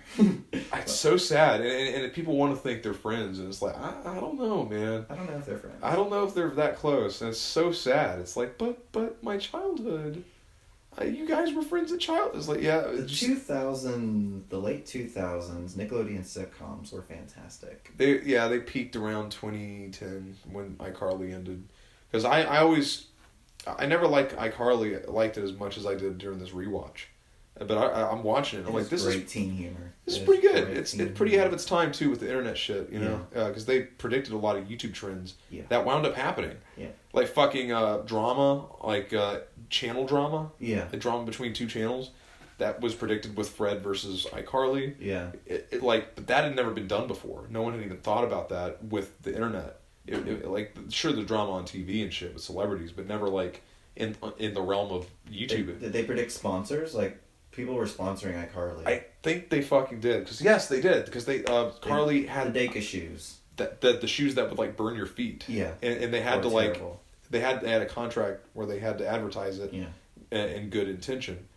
I remember when YouTubers first started getting sponsored, I was like, why are you showing me these sponsors? Then I understand that's how they make money, and I'm like, okay, you do that. You need to make money. Well, now it's not even enough, because like I said, YouTube's algorithm is so weird with its AdSense. So now Patreon is saving a lot of YouTube channels. Yeah. You know? And I get it. It's like you gotta fucking make money somehow. I don't pay a single one of them. I just don't. If I make more money... I donate to one Patreon, that's it. But I have so many channels that I like that I don't want to leave one out, you know? It's my favorite PokeTuber. I give him $10 a month. I can... Damn, Bryan, that's pretty good. If I'm going to complain about $10 a month, that's not looking good on me. That's not bad. That's pretty cool. That's not a chunk... That's not like a coffee. That's like several cups of coffee a month. Yeah. So that's not bad. Good on you. No, I can't choose which one I'd want to give money to. I've got I used to give to a lot more, but then my parents talked me out of it, and now I'm kind of glad they did. But I'm so glad I give at least the $5 the $10 a month to him. He's my favorite PokeTuber. If anyone's gonna get money from me on their Patreon, it's gonna be my favorite PokeTuber, right? Right. I just wish I could I could decide which one I would give money to, but then I'm like, oh, but I love this guy as well. You know, I like Red Letter Media, I like Quentin Reviews, I like Rebel Taxi, JonTron. I love all of those deeply, and they're basically my TV. But it's like I can't give $10 to all of them. Give them $2. Like, nah. It's like, fuck it. Sometimes even the channels that I like I'll subscribe to their Twitch or whatever. I'm okay with giving them the $4.99 a month. I'm also okay with, I do that to a couple of people. I even have Twitch Prime, so every month I can give a free subscription to a Twitch streamer. Yeah. Sometimes if they have merch, I'll buy like a t-shirt or something like that. Merch! I'm really big into merch. Are you really? I'm really big into YouTuber merch. I love that kind of stuff. I hate that word. Merch! It's so annoying. It's like time to sponsor or time to shout out our merch. New merch. But getting back on iCarly, great show. Really, really great. Like, and I didn't realize how well written it was for kids, albeit, but still well written for the demographic, and just charming, just fucking charming. One of the Smosh guys did an episode of iCarly. Yeah, I know what you're talking about. What's his name? The guy that does the Don't Laugh challenge shit. Yeah. He was in the episode where they were trying to get Carly to go to that big I know school. I've seen that episode. Carly was thinking it was gonna be like, oh, they're gonna give me frozen yogurts. Yeah, right. And the quiz is gonna be that William Howard Taft could get 40 members of Congress in his pants. Oh fuck, I forgot about that. Damn. No, that guy looked like a tool in that episode. He basically was a tool. Yeah. Hey Carly, want to come to the prom? Were you gonna invite Sam? We were, but then we checked her grades. I understand. Yeah, but there's a lot of like. For a lot of those extras in iCarly, they pandered. Do you remember that so episode? hard? I don't remember what episode. It was Spencer meets this guy in a bathroom, and I swear this guy looks like Harry Potter. He looks like Harry Potter. And Daniel Radcliffe, you mean? Yeah, Daniel Radcliffe. The guy looks like Daniel Radcliffe. It's not Daniel Radcliffe. But there's no way. It's not Daniel Radcliffe. It just looks like Daniel Radcliffe. Emma Stone's in the show. Do you remember her cameo? It's just Emma Stone. Do you remember this? I don't remember this one now. She just shows up near the end of the final season, and it's just one random cameo where she plays a super fan, meets the iCarly gang in a diner, and she just goes apeshit. And it's like, oh, it's Emma Stone. She's up and coming. Okay. Thanks, Nick. It's so weird. But anyway, continue with One Direction was in it. Yes, it was. Who do you think... Okay, I think there are two characters that carried iCarly. Gibby... And toward the end, for sure, especially. Gibby carried it in the end, and then at the very beginning, I think it was Spencer Shea that carried the show. Yes, because Spencer was the glue for the whole show, I would argue. Because, he's the parental figure, It was a great decision to make Gibby... part of the main... To upgrade Gibby from a side character to the main cast. Yeah, that was a fantastic choice. So popular. I mean, that was one of the few shows, because there was a big disconnect for a lot of these kid shows in the 90s and 2000s, up until the iCarly era, where creators didn't listen to their audiences. But they did here. They heard people loved Gibby. Yeah. It's like, oh, put them on. Gibby is still a meme. Like, every once in a while, I'll share, like, the one where, they're, like, talking about iCarly or something, and then I'll be like, Gibby! And I'll, like, share that gif or whatever, him walking out the door going, like, Gibby! Gibby got beefed up, man. He got thick. Yeah. Like, as an older boy, as a teenager. The guy who played Gibby was in Wizards of Waverly Place. I didn't know that. They did this 2-part episode where they went to this Hogwarts-like school. Of course.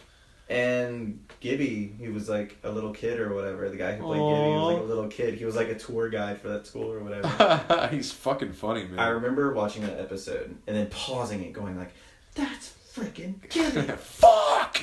Mom, Dad, get in here! It's Gibby! I love doing that. Like, watching these shows and then characters. recognizing actors and different things. Okay, so Big Time Rush just came back onto Netflix. Oh, boy. That's your thing. That is my thing. Oh, I'm a God. big Big Time Rush fan. I can't stand it. I'm not going to talk about it very much, but go. This is a I talked about Godzilla vs. Kong for a while. You can have this. So there's an episode where they're trying to get dates. Uh-huh. And Logan, my favorite member of Big Time Rush of the show, goes on this date with this girl named Peggy. This is Peggy. And she's very cute and all that kind of stuff. They don't end up going out because Logan's interested in Camille, whose actress played Quinn in Zoe 101. I remember that show fondly. Yes. So, Oh, we can't sing it. So, they break up or whatever, and he starts going after Camille. Mm-hmm. But the girl that played Peggy was the girl who played Jacqueline in the substitute teacher shorts for Key and Peele. Wow. Okay. Wow. Connections. I looked it up and I was like, I was watching the episode, and then I'm like, okay, this looks familiar. This looks like something I've seen on a YouTube video. Mm-hmm.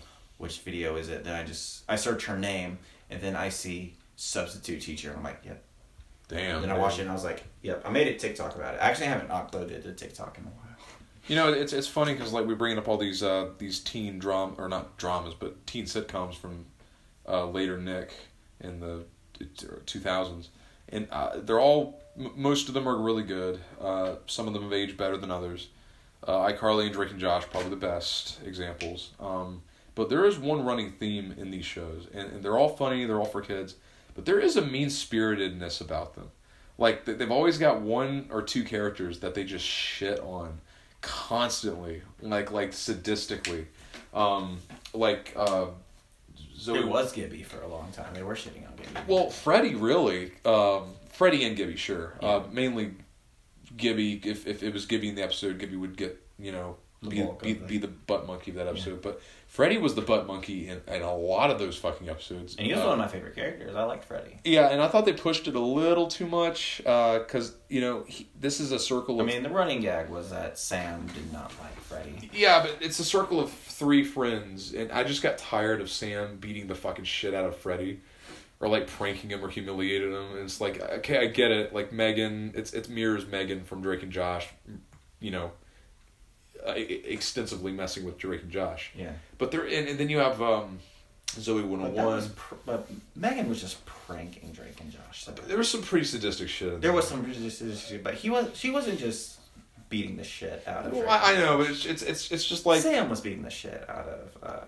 Right. Regardless, though, there's this continuing motif of one or two characters never even worse than Daffy Duck, just never winning, and it seems so mean spirited because they're kids, and it's even as a kid watching this, I was like, damn, Dan Schneider, the creator of all these shows, you got a fucked up mind, man.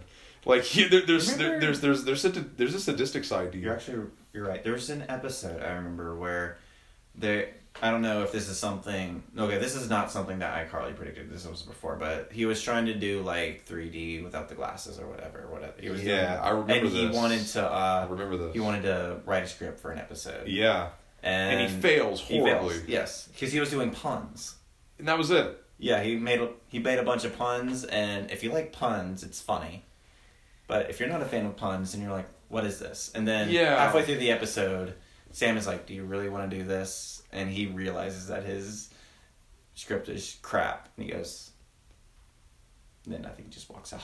Yeah, I know. It's awful, man. It's But they give him his little reward at the end because apparently this girl who was watching iCarly has this rare disease that doesn't exist in the eyes or something, and they get cured. She gets cured of it. But then everyone else suffers, and it's like, oh shit! I guess it didn't work for everybody else. It ruined their eyesight. Remember that? I don't remember that. Yeah. No, it cured hers, but everyone else that watched it fucked theirs up. And so the episode ends with Freddie failing, and it's like, just stop shitting on these helpless characters. It's not enough to cause stress, but it's noticeable. It's Dan Schneider's definitely got a sadistic, kind of a bully side to him, and it turns out he's a piece of shit himself because he's a pedophile. as you know that, right? Yeah, I've heard stories. Yeah. Oh yeah, well, they had to get him off the network because he was grooming these young female actors, these teenagers. Did you like the Nora movies? I call them movies because they were like hour-long specials. What were those they? Nora ones where it was their biggest. It was like it wasn't Mandy who was like the Duck Mask who was the biggest fan, but it was just lonely girl who sends this video into iCarly.com saying that her birthday's coming up and no one's coming to her birthday. So Yeah. And then they kidnap her. Psycho. Psycho. Yeah. Mm-hmm. Did you like those? Yeah, I really loved those actually, mainly because of Gibby's involvement. Yes. Because one of them, because I know there's two of them. I forgot which one it was. The first but one there's was one where she kidnaps them as, as an individual person. She kidnaps the iCarly. I know. Without, I know what happens in the episodes, but as far as like Gibby's involvement, like it's fuzzy. But saves them out. He saves them from the studio. But the one of them, he gets stuck in the chimney, and I love the line he has. And someone recognizes him out of the chimney. He's like, "Hey guys, it's Gibby from iCarly. Gibby!" The kids are like saying the Gibby quotes, and he's like, "Hey Gibby, take your shirt off." No, I don't. I do that less frequently now. Yeah. And didn't he just like do that in the episode though to fight Nora? No, that was the first one. Okay, that was the second one. But he does it less frequently now because he's a growing man. Yeah. He doesn't want to take his shirt off. And then he had a little brother named Guppy. Guppy. Happy birthday! It's not my birthday. You know it's not my birthday. He's cute. It's hilarious, man. And the mom was like, and then the when Guppy does something really cool. Guppy goes like, and then the mom goes like, "Yes, you can take off your shirt." I wonder if that's his real little brother because they do look similar. It's probably makeup. It probably is made up, but still, I would love to think that that's his little brother. And Yeah. it's adorable. But no, good shit. Other than that sadistic arch that appears in all those shows with shitting on where characters. Sam and Freddy started dating. Did you like that arc? Yeah, I did actually, because it made sense. It's like there's so much sexual tension at that point, and they're teenagers, and it's like their emotions are erupting as well as their pubescent bodies. It's like, yeah, of course. You mix up emotions and that just happens to be, they're very close. And Sam's very fucked up. So it's like, it totally makes sense. I actually kind of wanted them to stay together. Okay. I was into it. So you were a SETI? Semeti. It was Semeti or something like that. I guess, I don't know. It was something. Shred. Because there was the episode where they went to some sort of convention or whatever. Jack Black was in this episode. Yes, I know what you're talking about. And Spencer goes off on Jack Black and they have a wizard duel. Yes. Hilarious. So they go in this panel and they want to talk about their streaming or whatever, but everyone just wants to talk about their ship. They want to ship SETI and Creddy. It was SETI and Creddy. Sam and Freddy and Carly and Freddy. Which was hilarious. And nothing got done. Like, nothing got talked about. It's hilarious. And that's so accurate. Like, those types of cons. Right. So accurate. Holy fuck. Yeah. And that was before channel panels. Wow, look at that. YouTube channels that go to cons, they set up panels. That was before that really boomed. That was right before that really took off. And they nailed it. YouTube was... I wouldn't say YouTube was in its infancy at this. But at that point, it was 2010, so it was... Well, maybe it had been going on. It started to happen around the same time. Yeah. We'll say that. The panel stuff at cons and whatnot. And I've never been to one personally. Look like you got MagFest and shit like that. MagFest is a big VidCon, which is a huge one. Animazement. There's Animazement. And of course, PAX East is a popular one for Pokemon players. Mm. It's a video gaming conference, but it's just really popular for Pokemon in particular. But regarding like just YouTube channels and internet personalities, like cons for that, like the big ones I think of right now are MagFest and VidCon, occasionally Comic-Con, for if they're big channels. But no, that it wasn't as prevalent back then. You heard about it for like the bigger channels, but like it didn't hit that boom. Like 2012 is when it really started launching. Yeah. And I don't know, you got to applaud iCarly once again for kind of being a step in the futuristic direction. Like, really catching on to these trends early. and making good stuff out of them. That aside, I know we've already mentioned it, but Dan Schneider, man, when I heard the news 4 years ago, I just like, it did surprise me. It's like, well, of course, this guy might be into kids, but the dude, as well as reoccurring motifs of like these weaker characters that he has in his show that become these clowns and always get shat on. You know, they're still kids, and it's like, okay, why are you shitting on this kid character so much? It's not that, but also there was this other motif regarding feet. There's a lot of close-ups in all the shows. Zoe 101, Drake and Josh, iCarly, they all have close-ups of feet Sam's at some point. mom had a tattoo of a foot on her foot. Not just that, dude, but like just camera close-ups of like, watch iCarly again. Yeah, there's a lot of feet. There's that segment where they drew on their feet. I binge watched it, right? So there was a lot of times where I was like, that's like the 10th time they've showed a foot close-up with these teenage girls. Right. And they did it all over the place, all these shows. And it's like, this guy is definitely into some fucked up shit. Like, he has got a foot fetish, he's on children, and man, Normally, I'm not one to kink shame. I'm not usually one to kink shame. But for kids... when kids are involved, yeah. Yeah, and it's like, Dan... That's why I said normally. Yeah.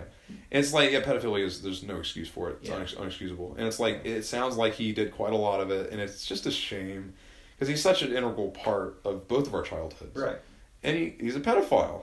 It doesn't... I'll still watch iCarly, and look, the caveat is, the silver lining is that other than his name appearing in the credits, you don't see him you don't see him. Yeah. You know, it'd be different if you visually saw him. So I am glad that he doesn't fucking show up, except for like a few cameos. Very rare. I consider iCarly Miranda Cosgrove's show. I don't consider that Dan Schneider's Yeah, show. I can reconcile it in my head. Because it's not just Dan Schneider writing it either. There was other writers. Yeah. You know, but it does suck in a way. Yeah. It's like, damn it. It's not as bad as Bill Cosby or, John Lasseter from Pixar, but still, it's like, it still kind of sucks. It's like, he is the creator of all these shows. We gotta do. Men have to do. Yeah. Yeah. I mean, whoever's a pedophile. Yeah. Do better, people. Yeah, exactly. But, speaking of Nicktoon shows, I wanted to bring up another one that I'm getting back into. Okay. Another nostalgia bomb, and that is the Adventures of Jimmy Neutron, Boy Genius. Did you watch the movie? The movie that preceded the series on Nickelodeon? I did, and I've actually got my own slice of my experience with that culture. Because I don't know if you remember this, but Jimmy Neutron, Boy Genius was a phenomenon for like a whole fucking year. Yeah, I saw that movie in theaters, and I loved it. And it wasn't just the movie, it was the build-up to the movie. Do you remember these like 5-minute shorts they had on Nickelodeon for like a year before the release of the film? I don't remember that part. Yeah, they had like these promotional like shorts, like these sketches, you know, with Jimmy like hypnotizing his mom, or you know, Trident got involved, and there was Trident, Jimmy Neutron flavored Trident gum, and it was everywhere, and for a whole fucking year. And so I remember just being like, I'm bursting at the seams to see this fucking movie, and I never saw it in theaters. I missed it. I forgot what the fuck happened. I just never got the chance. I'd tug on my mom's shirt and be like, Mom, can we go? No, it was one of those things. But I saw it. I bought the VHS. Really liked it. And it was kind of a letdown. I'm not gonna lie. I like the movie a lot. I like it a lot. I think it's got a lot of good shit in it. I think it's very, very funny.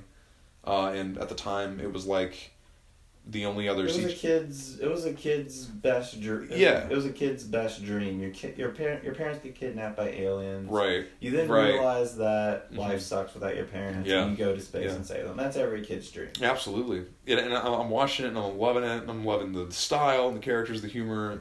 And the art style changed between the movie and the TV show. Yeah. Okay, but like the movie, it was like famous for being like one of the only other, like really, I think the only other CGI animated film other than Pixar movies that were popular, or that was popular, because it was after Shrek, but it was still just like DreamWorks and Pixar maybe, and this was some other thing.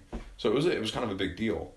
But then the show comes out, and this is where I have to say, like, I just was completely blindsided by how much I love the show. because it's better than the movie. The show is Yes. funnier than the film.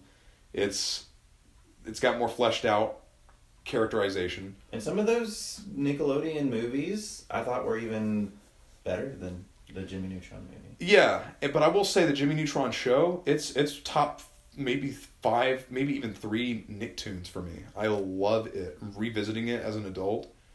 Dude, that humor still holds up. It's funny as fuck. Carl was such a simp for Jimmy's mom. Aw, Judy! Dude, Sheen. I always liked Sheen growing up, but like, you know, he's a perfect parody of those hyperactive kids that you know, existed then, exist now. This is Ultra Lord. Shane, this is the 7th week in a row you showed Ultra Lord at class. Miss Fowl. You remember the episode where they bring back Thomas Edison? Oh, I don't remember that one. There's an fuck. Choked on my vomit. I vomited a little bit. Because of the beer I'm drinking. Anyway, there's an episode where Thomas Edison is brought back. Jimmy fishes him out of, you know, the 1910s, brings him back, and he dates Miss Fowl.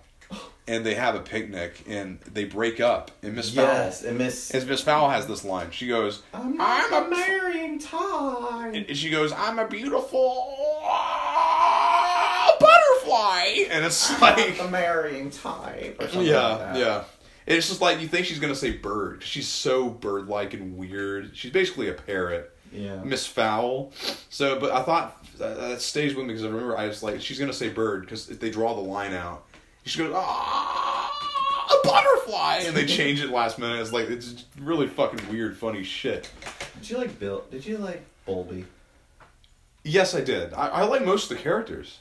They're really unique. All of them, like, and they're depthy for a kid's show. Do you remember the Jimmy Neutron TV movie? It was the one where Which one? Tim Allen was. Win, lose, kaboom. Win, lose, kaboom. Yeah, mm-hmm. And they solved this. They solved this little rock puzzle or whatever. It's I'm present at night, taking the morning, but I don't actually leave or something like that. And it was some riddle like that, and the answer is the stars. Right. And their first little contest with the other aliens is this sort of lacrosse-like game on these griffin-like things. I remember that. That's right. And then they're doing really bad because they're not working as a team. And they do this Survivor-like thing where they vote off the weakest member. That's right. And who they vote off between Jimmy. Cindy, Jimmy, and Boldy between the group. It's like 2 each. That's right. Holy fuck. And then Boldy votes for himself. Boldy vote for self. Clap, clap, clap. Slap, slap, slap. Clap, clap, clap. Boldy, slap, that's slap, not a bad thing. How can it be a bad thing? You voted for me. And then Tim Allen just goes like, I am going to send you to the underworld or some shit. And I'm going to send you to the underworld. And then all the kids are crying because they think he's being tortured. And then all the while he's just being pampered like the god. He's eating grapes and shit. That's right. Like, a little to the left. A little to the left. Yeah. Oh my god. Fuck. Bolby. Yeah, I love Bolby. And he comes in that episode where they're running for office president, and he's like, "Oh, I run really fast," and he's just running around the room. That's right. He's talking like, "No, not running in class, running for class president." Oh, I do that too. Oh yeah, I remember the class president one. That's right. You remember the Carl, like Sheen, all Cindy, Sheen, and Jimmy are all running, and they all go to Carl's house, and they're interrogating him basically, or like pestering him and bullying him into voting for them. And every time they put a pin on him, he goes, "Ow, that pin went in me." Yeah. Okay, I'll vote for you, Sheen. Ow, that pin went in me too. Okay, I'll vote for you, Jimmy. And then Libby just puts on this little rap concert. That's right. Holy shit, Libby. Okay. When you elect me president, we're gonna have funk every day. And then the principal goes like, "Can we afford funk every day?" Nice, yeah. And like they all cheat or something like that. They get disqualified. Well, yeah, I forgot what happened. How they did that. Something happened, and then Boldy wins. And he's like, Carly, and then Carl goes like, "Shh, our class president's about to speak." And he goes, "Okay, clap, clap, slap, clap, clap, clap, slap, slap, slap, clap, clap, clap." Well, I'll tell you who the best character is. And I think you probably even already know. It's Hugh Neutron. Oh, yeah, definitely. Hugh is the legitimately funniest fucking guy out of the whole thing. And the voice actor is just some fucking news reporter they picked up. Or some shit. It's not weird. He hasn't done anything else. He's got a great voice. Like, hi, Jimbo! He's got a very dad voice. The best dad voice, other than maybe Fairly Odd Parents. Timmy! No, but Hugh Neutron is in my opinion the best dad out of those Nicktoons because they involve him way a lot, and they should. Yes. I love his involvement because Fairly Odd Parents you only get a few seconds each episode with the dad, except unless that's the point of the show. That's the point of the show. Unless it's about the actual the dad is Cosmo. Cosmo is the real dad Sure. in this. But the episodes of Fairly Odd Parents, the rare ones that did have the dad a lot in there, I liked. But Hugh Neutron was really present. Yes. And I love it. There's the scene with this McSpanky episode, the fast food one, where him and Judy, the mom, Judy Neutron, are driving to Jimmy's new job, and he wants to go. Which is illegal, by the way. They're 10. Yeah, it doesn't matter. Helmet. They have no helmets in space either. Right. So it's no, but like Hugh Neutron's on his way. Why did they get jobs again? I forgot. It was Jimmy's idea because he wanted money for something. I forgot.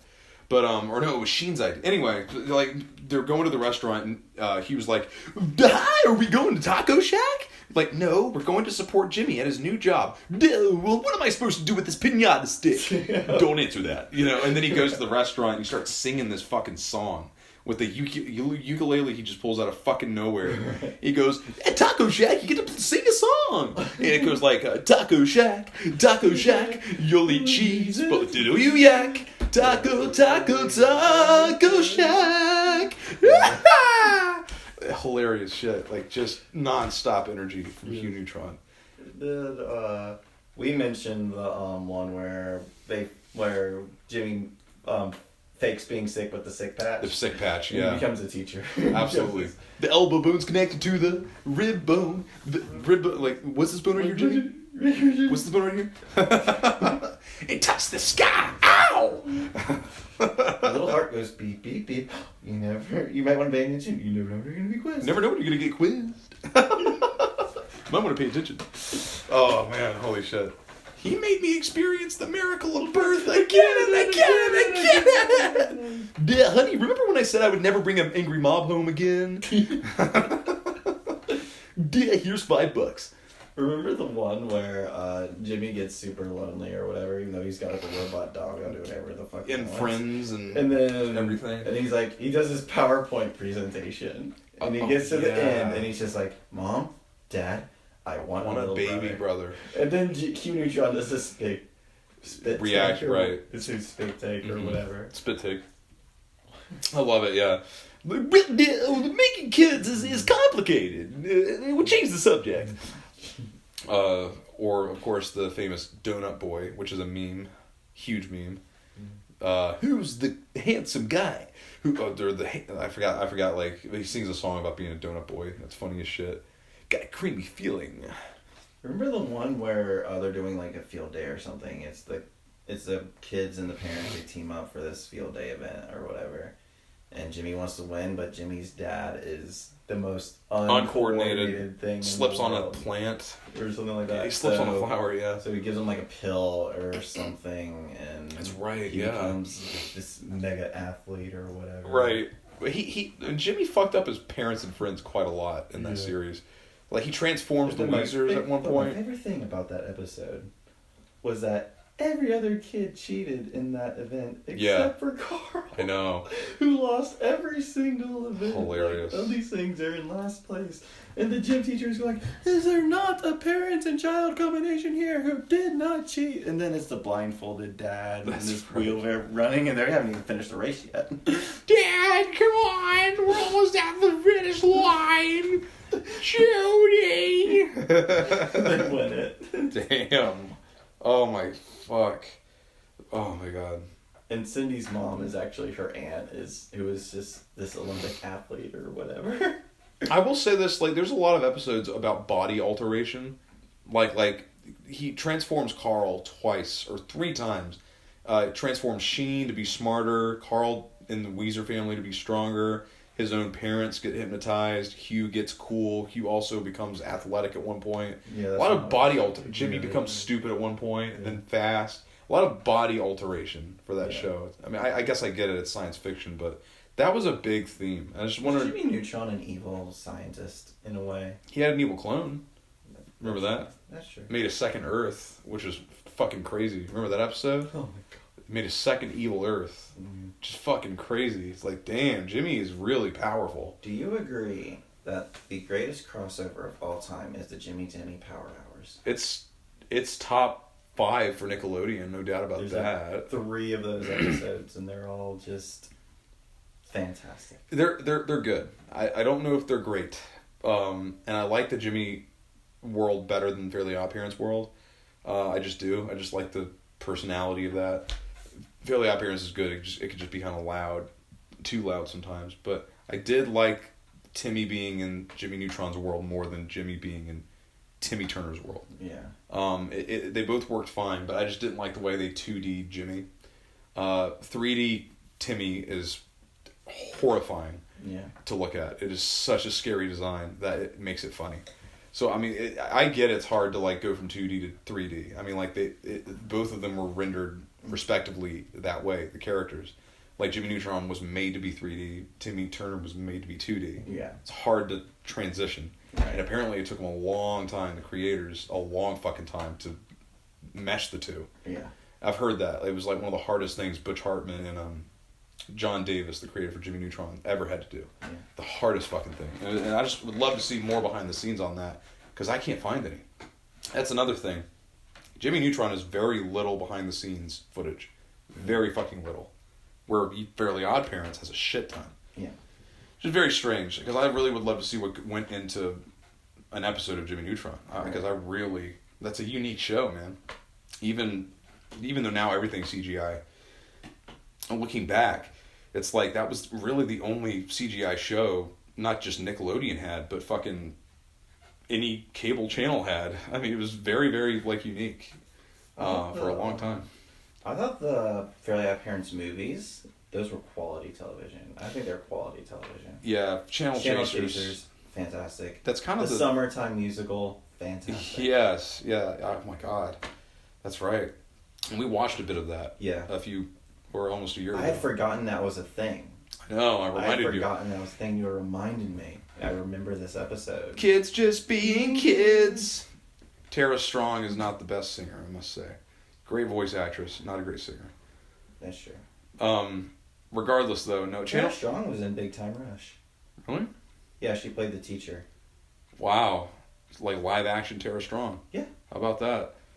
Her name was Miss Collins. She's a pretty woman. I made a TikTok about that. There was a scene where the sister wants to go to the school that she teaches at, and she goes like, they have this really cool teacher, and then I cut to me, and I'm like, of course that teacher's is awesome. It's fucking Tara Strong. Yeah, she's strong and pretty, very pretty woman. She was Dill Pickles. She was. Yes, she was. Timmy Turner, Raven from Teen Titans. Raven, she was fantastic as Raven. It was probably my favorite of hers. What else? Shit ton more. Shit, just so many I can't even think. Yeah. She's fantastic. Yeah, I mean, you all know who the fuck she is if you're listening to this. You're probably fans of animation. So now that we're on animation, and we're probably reaching the 2-hour mark. Yeah, we are. We got 17 minutes. Damn. An hour and 50 minutes. Oh, nice. Yeah. We should probably wrap it up pretty soon. Yeah, I can do that. Because it's... Yeah, we don't want it to be too long. It is the first episode. Right. I say that we should end with the Avatar discussion. Okay, because that's coming back. Yeah. So, Avatar, Last Airbender. You were excited about that. Extremely excited. And here's why. I'm a huge fan of The Last Airbender. It's probably my favorite show next to Breaking Bad. Mm-hmm. I love Korra, even though it is flawed. I do love Korra. And more importantly, after Korra ended, I remember saying to myself, I love this universe enough to keep it going with other characters. I love Bending. I love what they've done with the evolution of it. I love the world they've made with it. But you will not watch The Last Airbender. The movie. No one should watch The Last Airbender. Yeah, the movie. Yeah, fuck that. Nobody watched that movie. No, like, but as far as I never watched it, so don't. It's not even like worth it because it's they mispronounce the names. It's frustrating. It's not even so bad. It's good. It's just fucking bad. It's just awful. Luckily, Avatar: The Last Airbender is so good that even though the movie is terrible, you can still watch the show and it doesn't ruin it. Well, and it's still got. I love how, especially in recent years, it's gotten even bigger. Like last year after it got on Netflix, because it's been on Netflix before, but it's been like a long time. It had gotten so giant in its cult status that it's not cult status anymore. Because it was for about 5 to 6 years. And the recent 4 or 5, especially since Korra ended, it's really gotten giant. And now last year was just kind of the culmination of it all. After Korra ended, there were several comic books made on Korra. Yeah. Some talking about her relationship with Asami. That was Turf Wars. Yeah, I've needed to read the comics of both the series. So Turf Wars was primarily delving into the relationship between Korra and Asami. If you watch Korra for the first time, you might not pick up on the little subtle flirtatiousness between the two. But if you watch it, learn that, and then you see the very last scene, and then you rewatch it. Oh, you'll pick up on the little things that right. And we'll the flirtatiousness, of course. We'll get into the minutia of all that in a sec. Yeah. But as far as like just the world that these two series have made, it's so alluring and so deep and rich and lore bound at this point that it would be dumb for a studio like Nickelodeon not to make more series or more content or more movies, because it's popular, for fuck's sake. So for a long time I was asking the world, the universe, like, why the fuck are they not making more of this? You know, it's money to be made, you know, and it would please everybody. It's going to get viewers. So then a few months ago, I see that they're having not only a movie come out and a new series come out, because I had known about the movie that they're releasing soon. It was basically another book one or whatever. Yeah, but in movie form, but made by the creators. But not even that. But like, there's actually a whole chunk of Nickelodeon that they're dedicating a studio space for just to make Avatar content. Yeah. And I'm like, I exploded at that news. I was like, finally! I sent you that thing. I skimmed it because I think I was at work or something. I just skimmed it, and it sounded like you gave me it was set between Avatar and Korra. It's supposed to be released. It should have been yesterday, right? Because it was the 24th. Again, I just skimmed it. I have to look at it again. I'll have to look at that again. But late April, I know. It was Aang and Toph, right? Yeah. Basically, Aang and Toph's story. And they look like teenagers after they defeat Fire Lord Ozai or whatever. They look like they're 18 in the photo. They're still rather. And I don't know what it's going to be about, but I'm just extremely pleased that they're finally continuing hand-drawn animated series and segments and films to this universe. It's like, you need to. If any show or series deserves it, it's this franchise. You know, it's because it's so rich with, again, lore and magic, you know, and great characters and cool concepts. Like, keep it fucking going. I'll buy this more than I'll buy any other Star Wars or Disney or Avengers. I don't give a fuck. Like, Avatar, if you get me an Avatar fucking universe, I don't have to watch anything ever again. Right. You know, I'll be set. I did watch Avatar as a kid, but it was on Nickelodeon, but I don't think I ever watched it from beginning to end until it was streamable. Because I think at that time, they didn't really show the episodes in order when they re-released them. Well, what it was, because I had a similar problem when they were being released. Saw the first season pretty consistently in 2004 to 5, and I was just every episode I was tuned in. Second season comes out, I missed the original air dates, and I had the releases when they put them out. You know, and they did go in order. They continued going in order, but once they released it on the air date, like when they premiered it on the channel, they wouldn't show a rerun until maybe even a month later, but they'd show other episodes, so you couldn't fucking figure out which goddamn one you were supposed to be watching next. Right. It was so frustrating. It took me to you remember when Netflix sent you the discs? Yeah. It took me to buy the fucking disc or rent one from our family's Netflix subscription, and fucking watch it that way. So I had a similar problem. Yeah. It's fucking, hey, not anymore though. Yeah, right. Fucking internet. Fantastic shows. Great I animation. I agree that Korra has its flaws, but it's not as bad as people say. It isn't. And I'll tell you one thing, both shows have amazing animation, but Korra is superior in one, if anything, it's superior in one thing, and that is an upgraded animation quality. It's unbelievably fluid and grandiose and beautiful. Just some of these shots with the choreography, martial arts, and the element, particle effect animation, fucking gorgeous, man. Oh my gosh. And the original one's good too, but I think the original one, like, the characters are stronger, the concepts are more consistent, the themes are stronger. Could you argue that Korra is more adult than Avatar: The Last Airbender? In a superficial way, yes. But there are some extremely deep themes in Last Airbender. There are extremely deep things in both, but I think Korra did a good job in tackling the mental aspect of being the Avatar, and then sort of being a disgraced Avatar as well, kind of. Yeah, really got into the minutia of a day in the life of an Avatar, without a war being the centerfold of the reality that they're living in, for sure. But regarding adult themes, I honestly think they're better tackled than Last Airbender. Korra kind of just launches at it in a more anime edgy way, where Last Airbender has reverence. You know, there's themes about genocide that are way better talked about in Last Airbender. Even gender-based discussion, I think, is better talked about in that series. What Korra gets right is more political, because it really delves into the grayness of, you know, politics during war.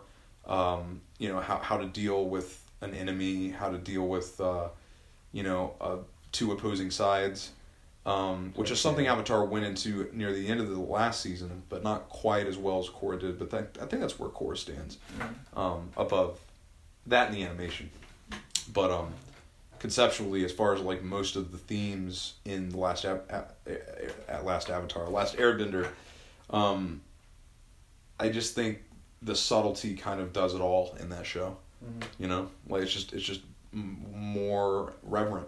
And because they're a little bit more innuendo-y about it, it's got this cleverness to it and this weight, and it just kind of leaves you thinking about it after the episode's over. Korra, it's more surface level edginess, you know, and that's fine, but it doesn't hit me as deep as, say, like,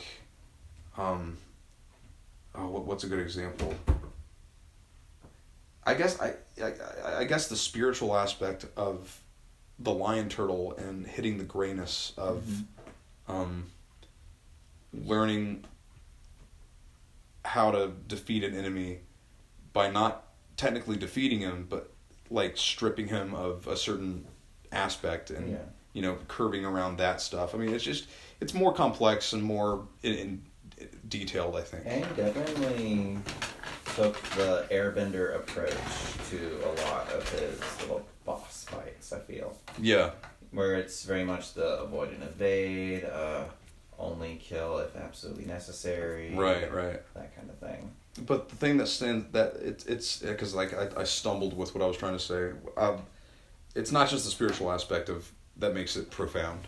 Like, energy bending, that's the answer. Yes, that's a culmination of what had happened before, and that's this independent variable that Aang is able to make on his own terms by listening to all these other avatars' opinion about killing people, and they all look at it differently. They all think he should kill the Fire Lord, but they all have a different perspective. Even Yang Chen. And that's very adult. Like, because that's not just like bad guy bad. You know, that's exploring the concept of bad guy bad must kill, you know, in a very non-black and white, very adult way. You know, everybody has a different opinion about, you know, slaughtering enemies, I suppose, you know, during wartime. And the importance of it and how one would go about doing it. That's the stuff that makes Last Airbender more complex and more adult, in my opinion. or adult in a better way than Korra.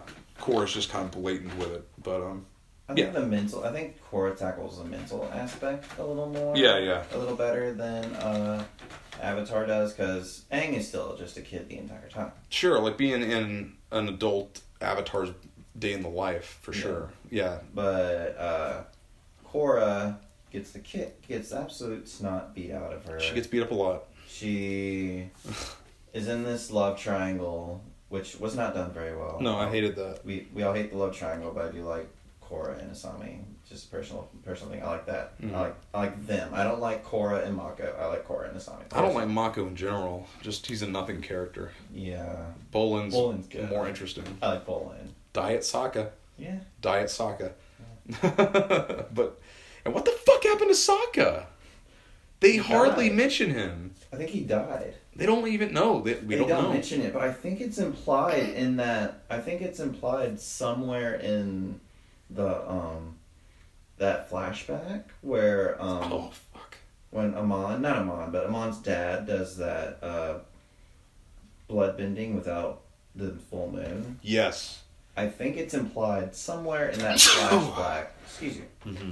I think it's implied somewhere that he died.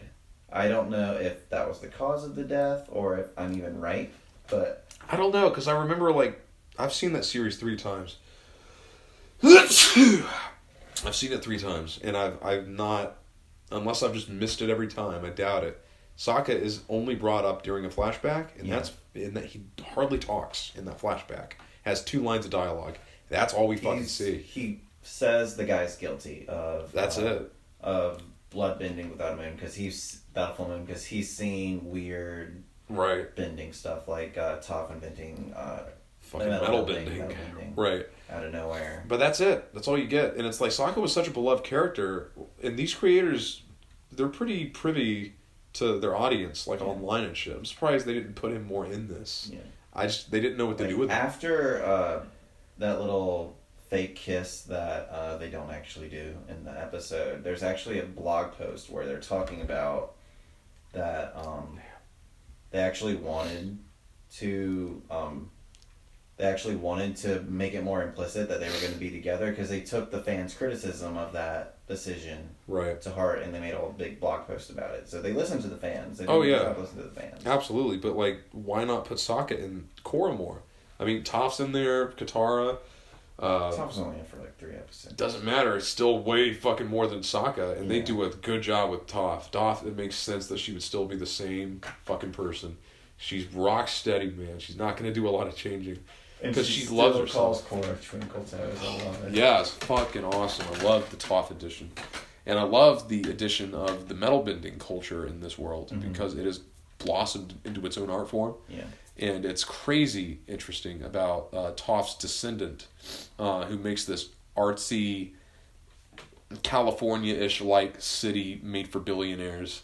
You know, and it's got all the state of the art technology and all this incredible art, and it's just like an oasis for metal bending culture that she builds from the ground up, and it's super rich, super frilly and artsy and high tech, and I love that. I was like, that makes sense. And not everyone in that earthbending town is a metal bending town. Right. But they celebrate like what metal bending represents in this universe is newness and progression. Right. Because it helped progress the Avatar universe hundreds of years into the future. Because now we're in like this 20s setting. Yeah. And I want to talk about this for a second because this got a lot of complaints. It still does to this day. Yeah. You've seen the Lily Orchard video. I know what you're talking about. Yeah, Korra is garbage, and here's why. Yeah. Hate it. I hate that video. I think it's wrong on a lot of accounts.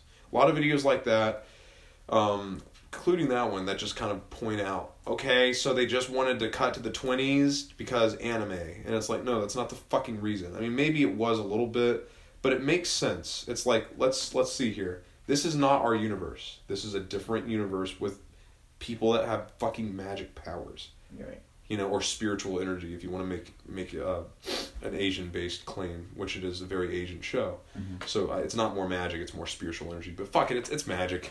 But in our world, it took us thousands of years to get metal in cars and technology to really get going. but that's because we don't have magic. This is a world where people are able to create electricity, and metal bending is existent at this point. Mm-hmm. You put those two things together, metal, electricity, you're able to make copper in coil, in wires, in industrial complexes, trains, railroads, fucking cars. You're fucking basically having... things are going to progress faster. So it makes sense that it's the 20s, 70 years later from when Aang defeated Fire Lord Ozai. It makes sense. It totally makes sense. And also, it's like, it's not like Aang was in the Middle fucking Ages. I mean, they had tanks and technology being invented in The Last Airbender. Ba Sing Se, there was a big giant-ass drill. Giant drill. And I know it was,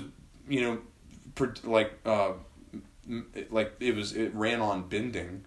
But it's like, yeah, that's kind of that's what Korra continues. Yeah. Like, people control the electric power in the city by shooting fucking lightning into the... that was Mako's job before the pro bending. Yeah, they even established, like, where's the electricity come from? It's benders doing it. It's just, they power it up in a generator that runs the city.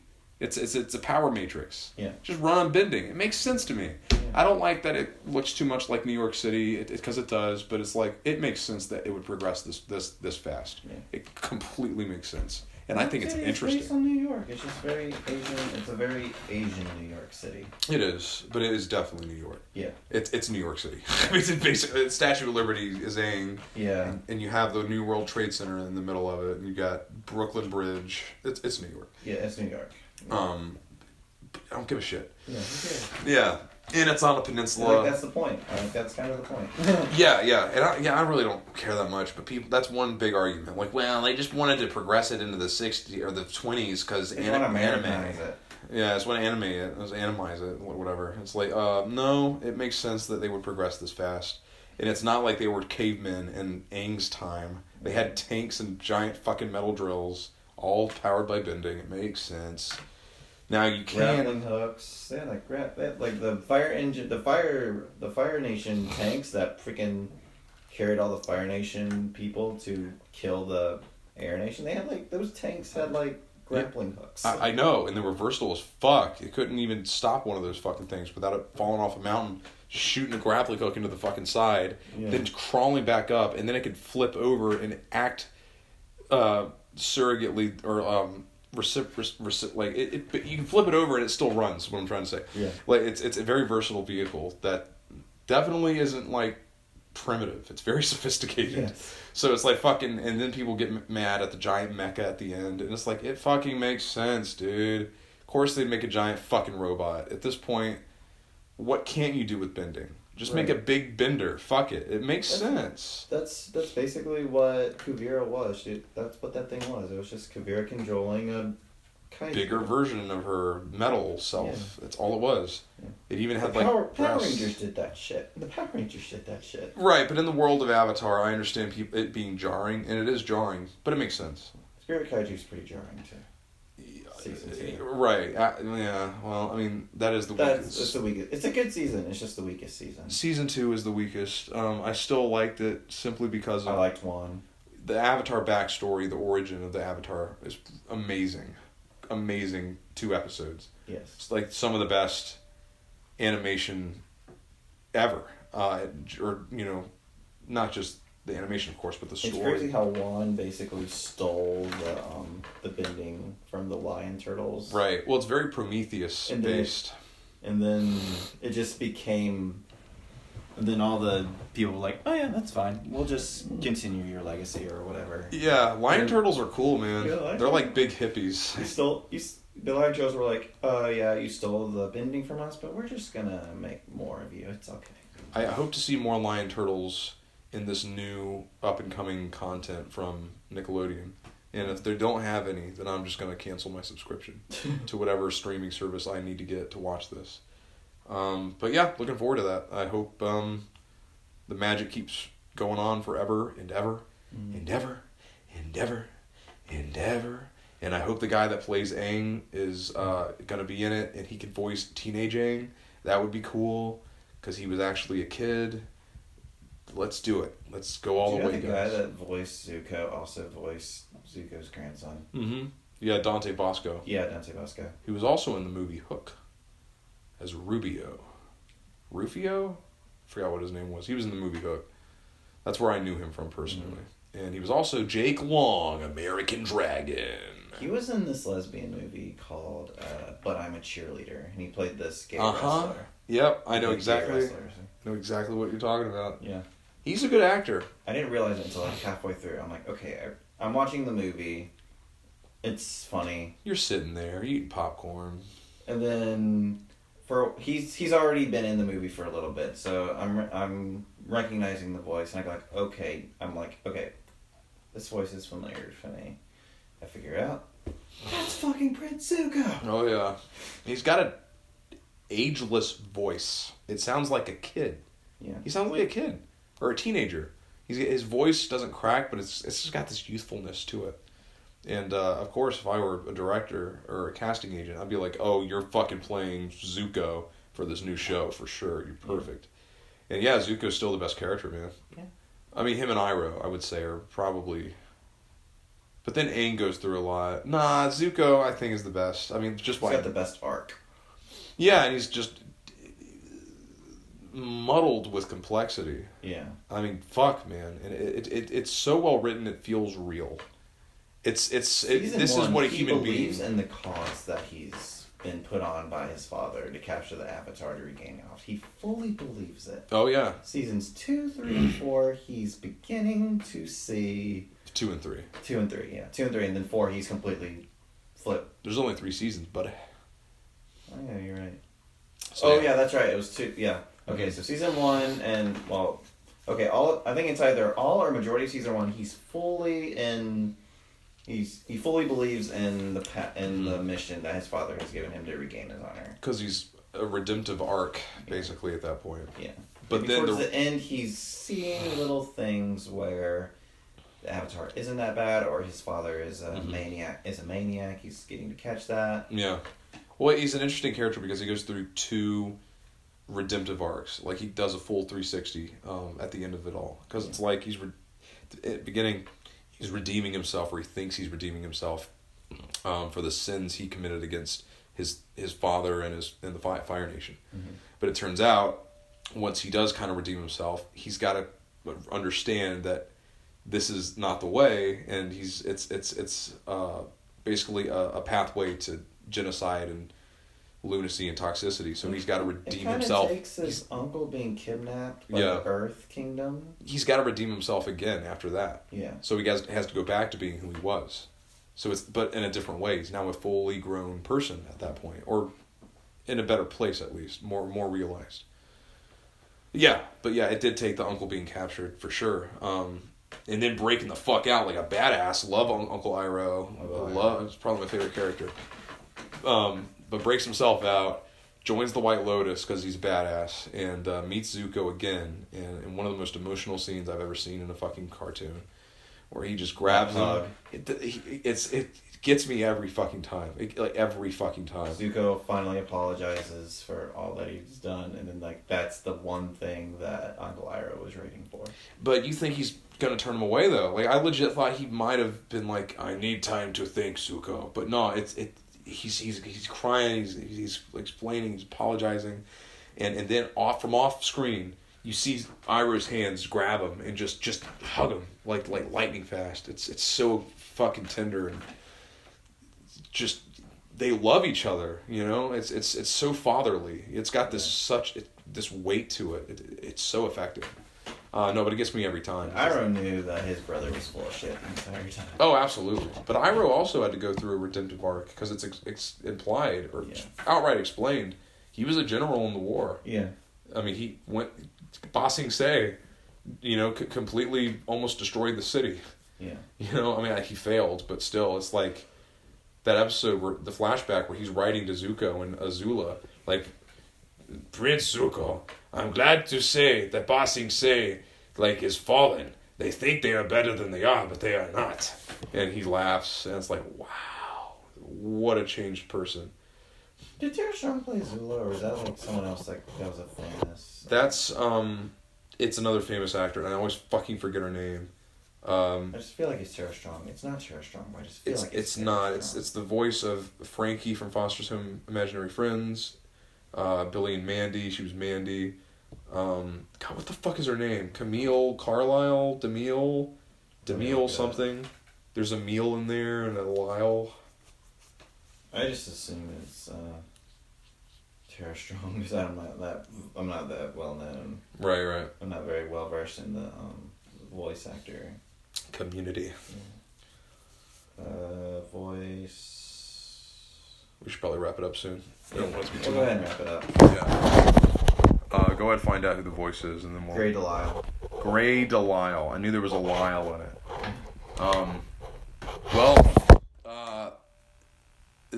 That's it for me, man. I think I'm gonna go drink beer and I'm gonna go to bed. Yeah.